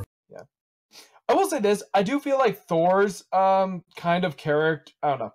They do a decent job with trying to give the characters arcs throughout this, but I feel like Thor's is kind of just a continuation of the last movie, where it's kind of like the fallout of what he, you know, brought to them, and they, you know, Nick Fury. Well, yeah, it's an absolute continuation. You know, you showed up, you brought the Destroyer with you, and that let us know that, you know, we were way out of our depth, and that there are things out there that we can't handle.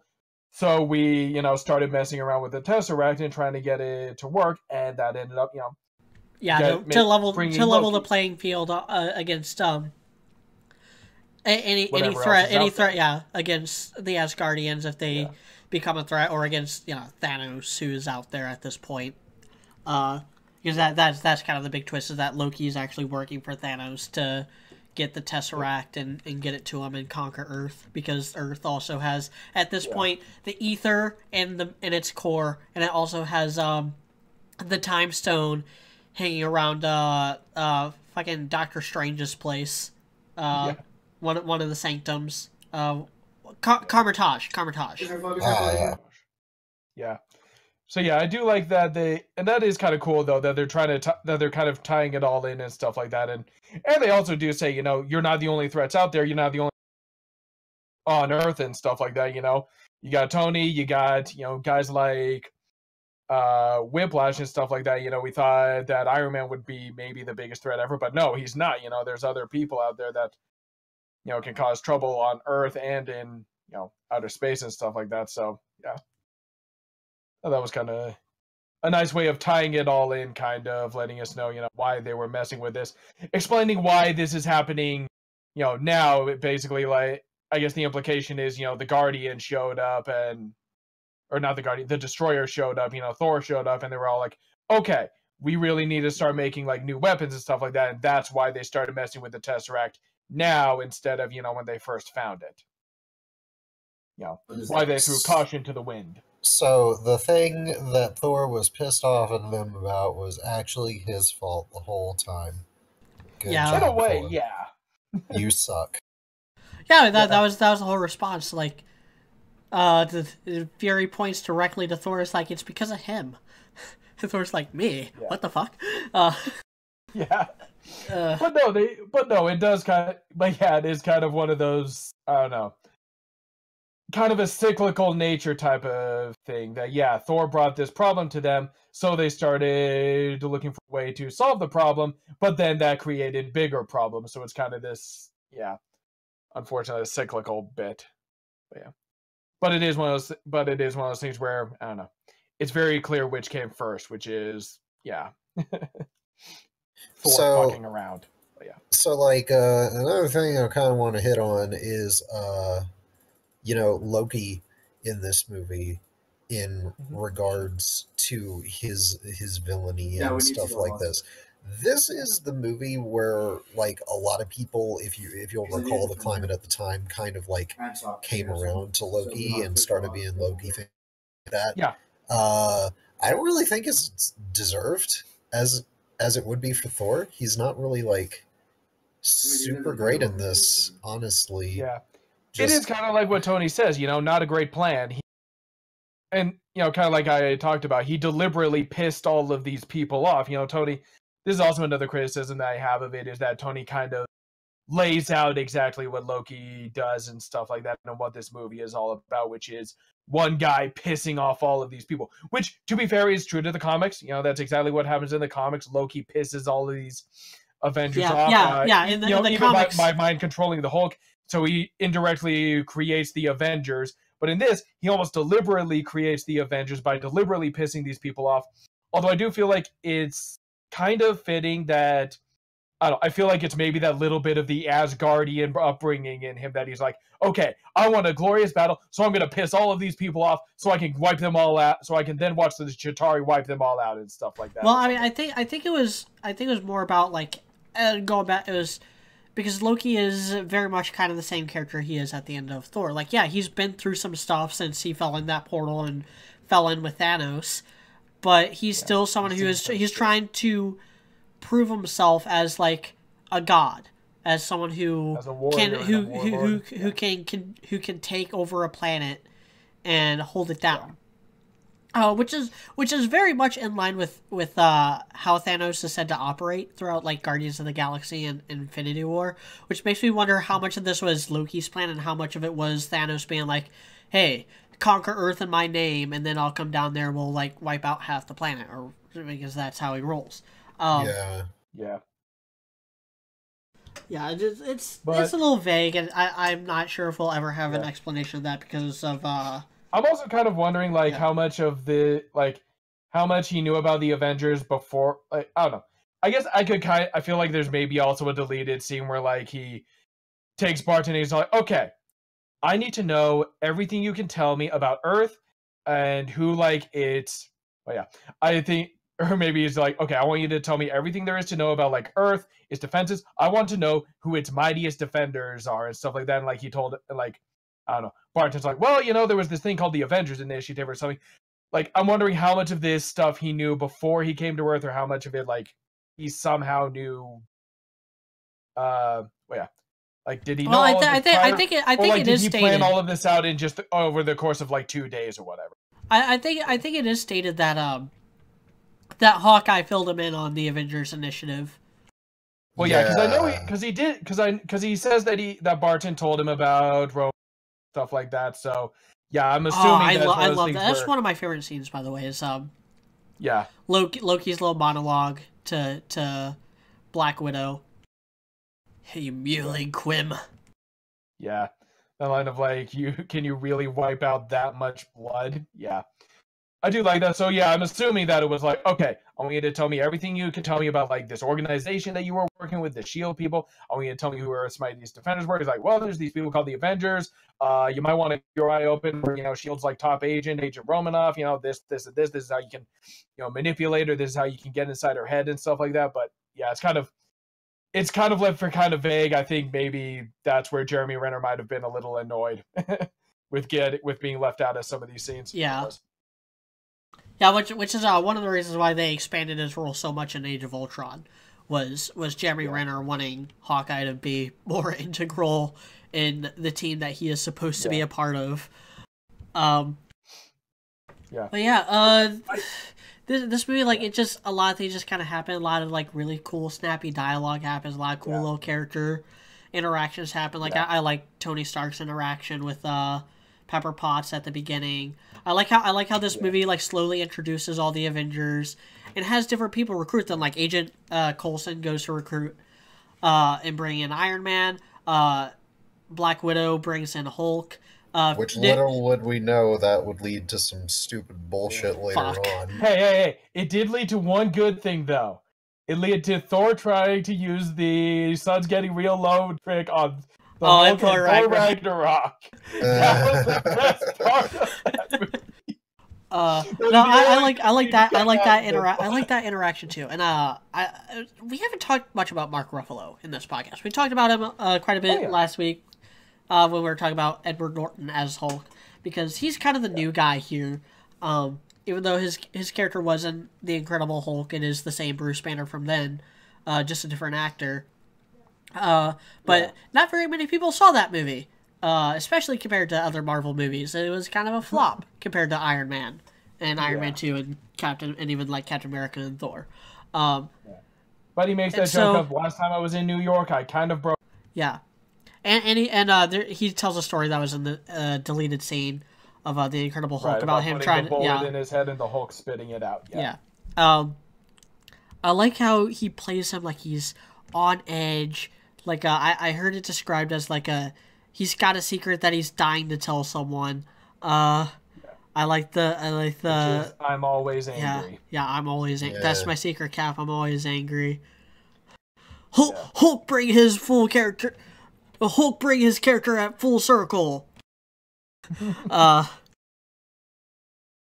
And a lot of these little character beats, and of course, like the cool thing about any team up comic is seeing the characters fight, which does some cool things for power scaling for people who give a shit about that. Who's stronger, Iron Man or Thor? Thor. Thor starts like denting Iron Man's armor and cracking it.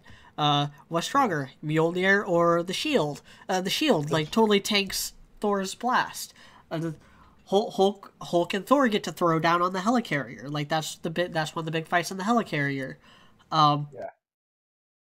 Why would anyone listen to Captain America? Captain America kicks the fuck out of a couple Chitauri soldiers on top of a police car. That's why. Yeah. Which, okay, that's a minor complaint I have with this movie is Captain America's costume. Oh yeah, why? It looks so much worse in this movie than it does in any of the other ones. I don't know why they couldn't just use the costume from the first the first Captain America movie. Yeah. Yeah, that's kind of a bummer. That's his costume. It's like everyone looks like they're going to war, but Steve Rogers looks like he's going to some kid's birthday party. Yeah. Pretty much. Yeah, kind of. And yeah. I guess one other thing I was gonna say about sorry, we're kind of all over the place here, but one other thing I kind of do enjoy about the whole thing of like, kind of like what I talked about earlier is that we have pretty good reasons why all of these characters are pissed at Loki at the end here, and it kind of leads into their characters. Steve Rogers is after him because he doesn't like bullies, and Loki is being a huge bully and stuff like that. Like that's what he was that's how he introduced himself in the first movie. Last time I was in Germany and I saw someone standing above everyone else. We didn't get along. I don't think he was referring to Hitler there. I think he was probably Red Skull. Say he was referring to Hitler. I thought he was referring to Schmidt there. I thought he was referring to Red Skull because I don't think he ever actually met Hitler. Well, no, he never did. No. Well, like that's what I thought, is that he was talking about, I don't know, just like watching the two movies back to back. Like, well, he was talking about Nazis. He was just talking about Nazis in general, probably. Okay, that's and the old dude, there are always people like you. Yeah. But yeah, so you have that whole thing where so many good little lines.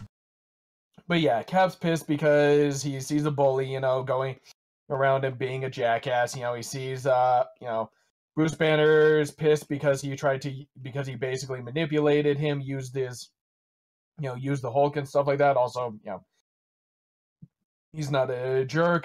Tony hates him because, is after him because he murdered his friend. Thor's after him because he's his brother. He's still trying to get to him. Hawkeye's after him because he fucked with his head. Romanoff's after him because he tried to fuck with her head in a different way. So it's this nice little thing of like, you see where he does piss all of these people off. They all have a personal stake in this fight. Again, unlike Rogue One, where the only person with any kind of personal stake is Jyn Erso. So yeah. Yeah. There's a lot in this movie. It's a little convoluted, but overall, it's actually no. It's very simple. That's the thing that makes it a little hard to talk about. Is that like not a whole lot actually happens, and a good portion of this movie, a good like 40 minutes, is the Battle of New York, which Joss Whedon did approach as if he were like directing a completely different movie. He was as if he were directing a war movie. And we get like so many little moments and like strategy stuff and people like moving around and using their abilities to their fullest. Captain America and Black Widow like Hawkeye staying in the middle. Ideas, which I appreciate. Hawkeye being lookout and shooting from the rooftops. Iron Man circling around, creating the border. Thor, blasting the portals with lightning, to reduce their numbers, and Hulk just going around smashing whoever's left. But I do also like that scene where Cap and Thor are fighting a bunch of guys, and like Cap takes a few shots to the gut, and Thor basically has to finish them off and then help him. He's like, "Are you ready for another battle?" He's like, "What? You getting sleepy?" Like. That's just very. I don't know. I feel like that's a very. Good I would have loved it. I would have loved it a bit more, possibly, had he said, "I could do this all day." But that is. Yeah. I think it is better for him to, because he only says that line again one more time, and that's in Civil War, and so I think it would have Yeah. I think it would have taken a little bit of the venom out of Civil War had that just been like a thing Captain America says in every movie. Yeah. I don't think it would have. I think it would have increased the impact actually, because Yeah. like, um, He mostly only says that to people who are beating up on him. We're all like, "Come on, just stay down." yeah, something along those lines. It was like, Yeah. This is more some if good-natured ribbing, kind of like, "What? I got this." like, well, like all other things being equal, if he had said it in the same way, like because his delivery of that in Civil War was just heart wrenching, Yeah. really. So, like, I think I don't think it would have affected it. It either wouldn't have affected it at all, or I think it would have made it even more, because, like, if we see him say it a bunch of times and then we see him say it again in this new context, like, Yeah, saying it to Iron Man. yeah, it might actually have been better, but we can never know that. Yeah. Just one of those things we have to wonder about, but yeah. But he does. But I do like just that. I don't know. That's a really like. I don't know. That's why you root for Captain America. Like he just doesn't quit. He can. Like yeah, he takes more of a beating than the others, but that's just because he doesn't know when to stop and he refuses to quit. And yeah, I don't know. That's just one of those things I really love about him. Yeah. It's also because he's kind of like on the weaker end of the spectrum as far as the other ones go. Which is the point they try to make about him is that, you know, he can, like, yeah, he can kick a guy off he can toss a guy through the air and stuff like that. If he kicks a guy, he's going to go, flying. But also, he feels pain. He can be hurt. He can be shot. If he gets shot, he will feel it. But yeah. I think the difference in power scaling is kind of emphasized a lot more in Infinity War, where you got all these guys who can like go toe to toe with Thanos for a little bit. Like Iron Man like makes him bleed. Thor puts an axe through his chest. Hulk like beats him into a wall at one point before getting beat back into the floor. Whereas Captain America, all he could do is kind of like mildly annoy Thanos and then go down in a single hit. You got to give him credit there. He held his hand open by himself, which is something that like other superhero characters struggled to do. But... Like Captain America's super strong and stuff. Like he could clear he could clear an elevator full of guys, no problem. But you know, when he's fighting other superpowered people like Iron Man or Thor, he's never went up against the Hulk, but the Hulk would fucking body him. Pretty much, yeah.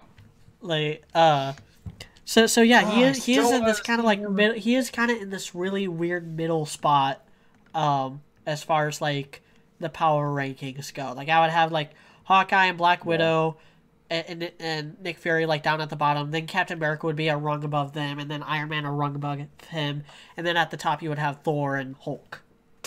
Yeah, I still really want to see Captain America, Stormbringer in. Oh yeah. Well, I really want to see that. Okay, so here's the thing. Oh, Stormbringer does not have the "if he be worthy" inscription. So with Stormbringer, if you're strong enough to wield it, you can use it. But not very many people can because it's so powerful that it would just like, you know, if Black Widow were to try picking it up, it would just like obliterate her, just from the sheer power of it. You need someone like Thor or Captain Marvel or maybe Iron Man or Hulk or maybe Captain America, like maybe. Like he holds it for a second or something. We don't know. We don't know the limitations of Stormbringer. Yeah. We just know it doesn't have the same like enchantment that Mjolnir had.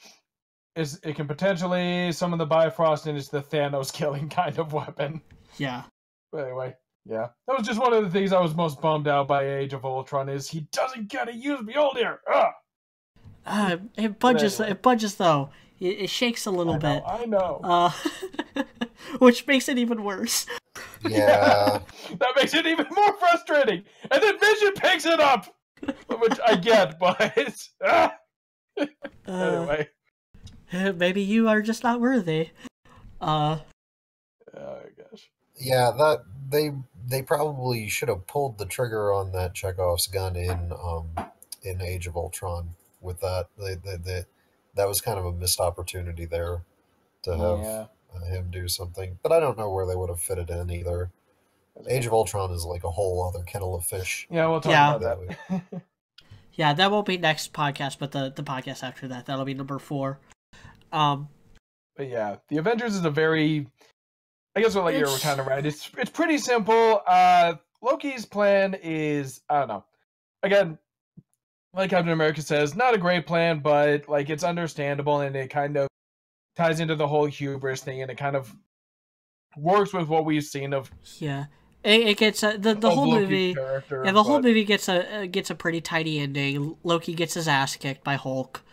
And they Iron Man, fulfills his character arc by doing the sacrifice play that Captain America said he would never do.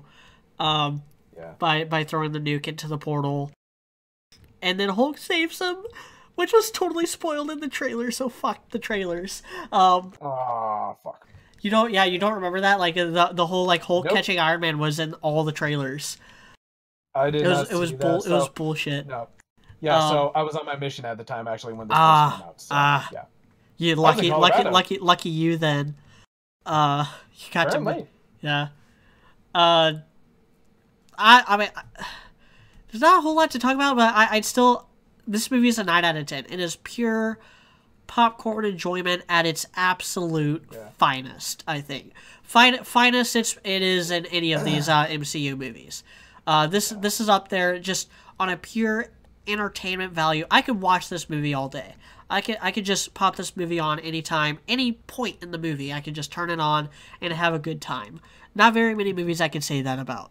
And a lot of that has to do with its simplicity. Like, we talked about this with Star Wars last year.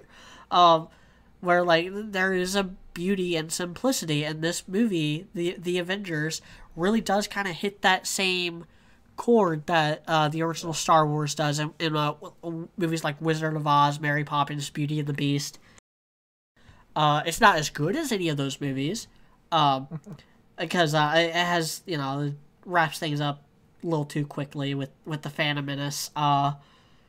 Oh, we destroyed the control ship, so now all of these totally alien soldiers are just gonna like fall asleep. Yeah. No clue. Which even for some reason, yeah. Even Joss Whedon hates that. Joss Whedon only put that in the movie to give it an ending so that he didn't have to explain them going around continuing to fight aliens for the next 3 weeks. Yeah. And then they all eat shawarma together and live happily ever after until things get totally fucked up in the next couple movies. But yeah, totally 9 out of 10. Yeah, I quite enjoy it, and it is.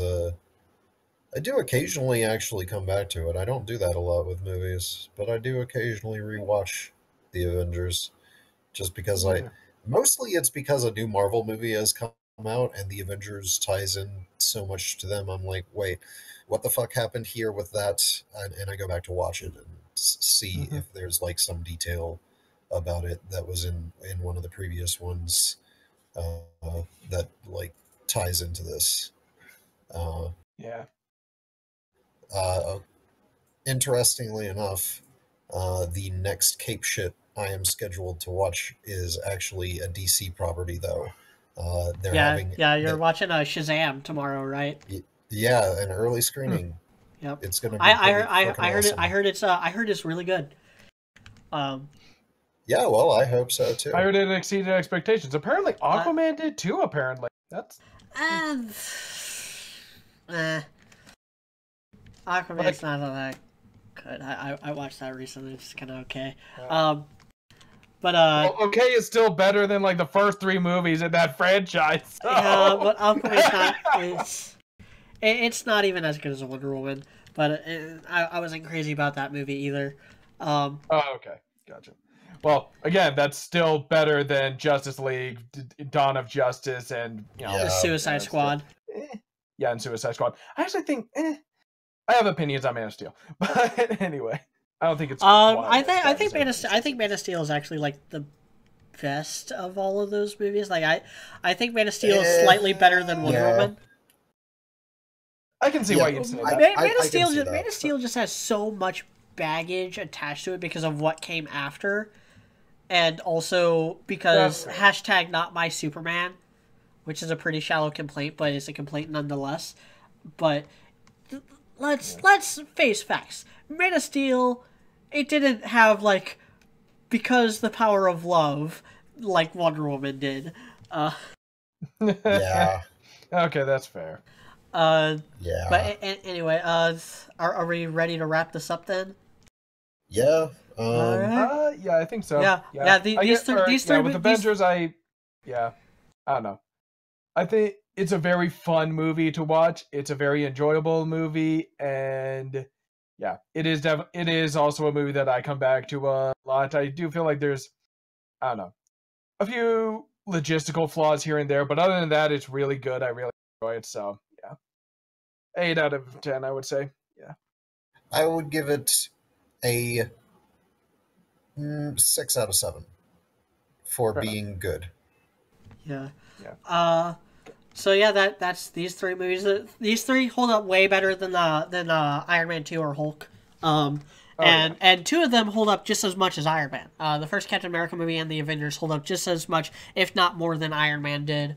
And Thor's the reason I gave Thor like a 6.5 is because it is not as bad as Iron Man 2 and the Hulk, but it isn't quite as good as Iron Man or Captain America. It doesn't hold up quite as well. It just drags a little bit in the middle, and it has some superfluous characters to it. Yeah. That kind of keep it from being a little bit better. But that's really the only complaint I have. Yeah. So if you like this video and you want to see more, like, comment, and subscribe.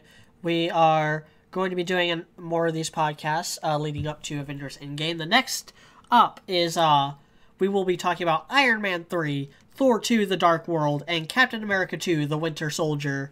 That'll be real mixed bag there. Real fucking hitting the fucking gambit on level of quality on that one. The good, the bad, and the ugly. Fucking A, man. And I'll try to have more videos out this next week. It's just been a lot of life stuff happening, family-wise. Been distracting me from doing productive work on my YouTube channel lately. One of the reasons why this video is coming out now and not earlier this week, like we had originally planned.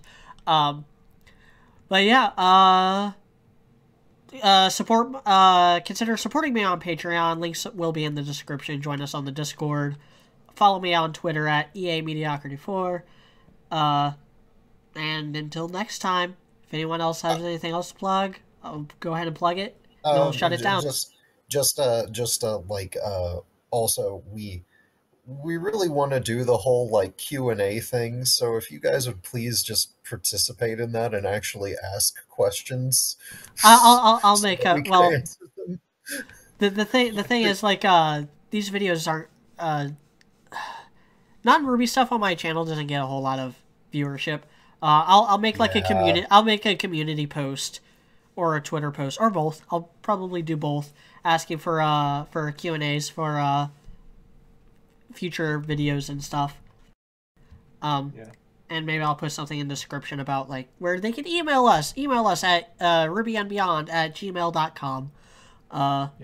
Also check out the Ruby and Beyond Discord channel, or I guess. Well, right now it's called Real Genlock Hours, but we need to change that soon. We keep changing our name. Well, that's High Powered's thing. It's very memey, and I approve of it. Yes. But the point is that getting feedback and answering people would make us feel like we're actually real, a real fucking show. Yeah. That would be nice. Yeah. And that people actually watch it. Yeah. Yep. And so until next time, thanks for watching. Later.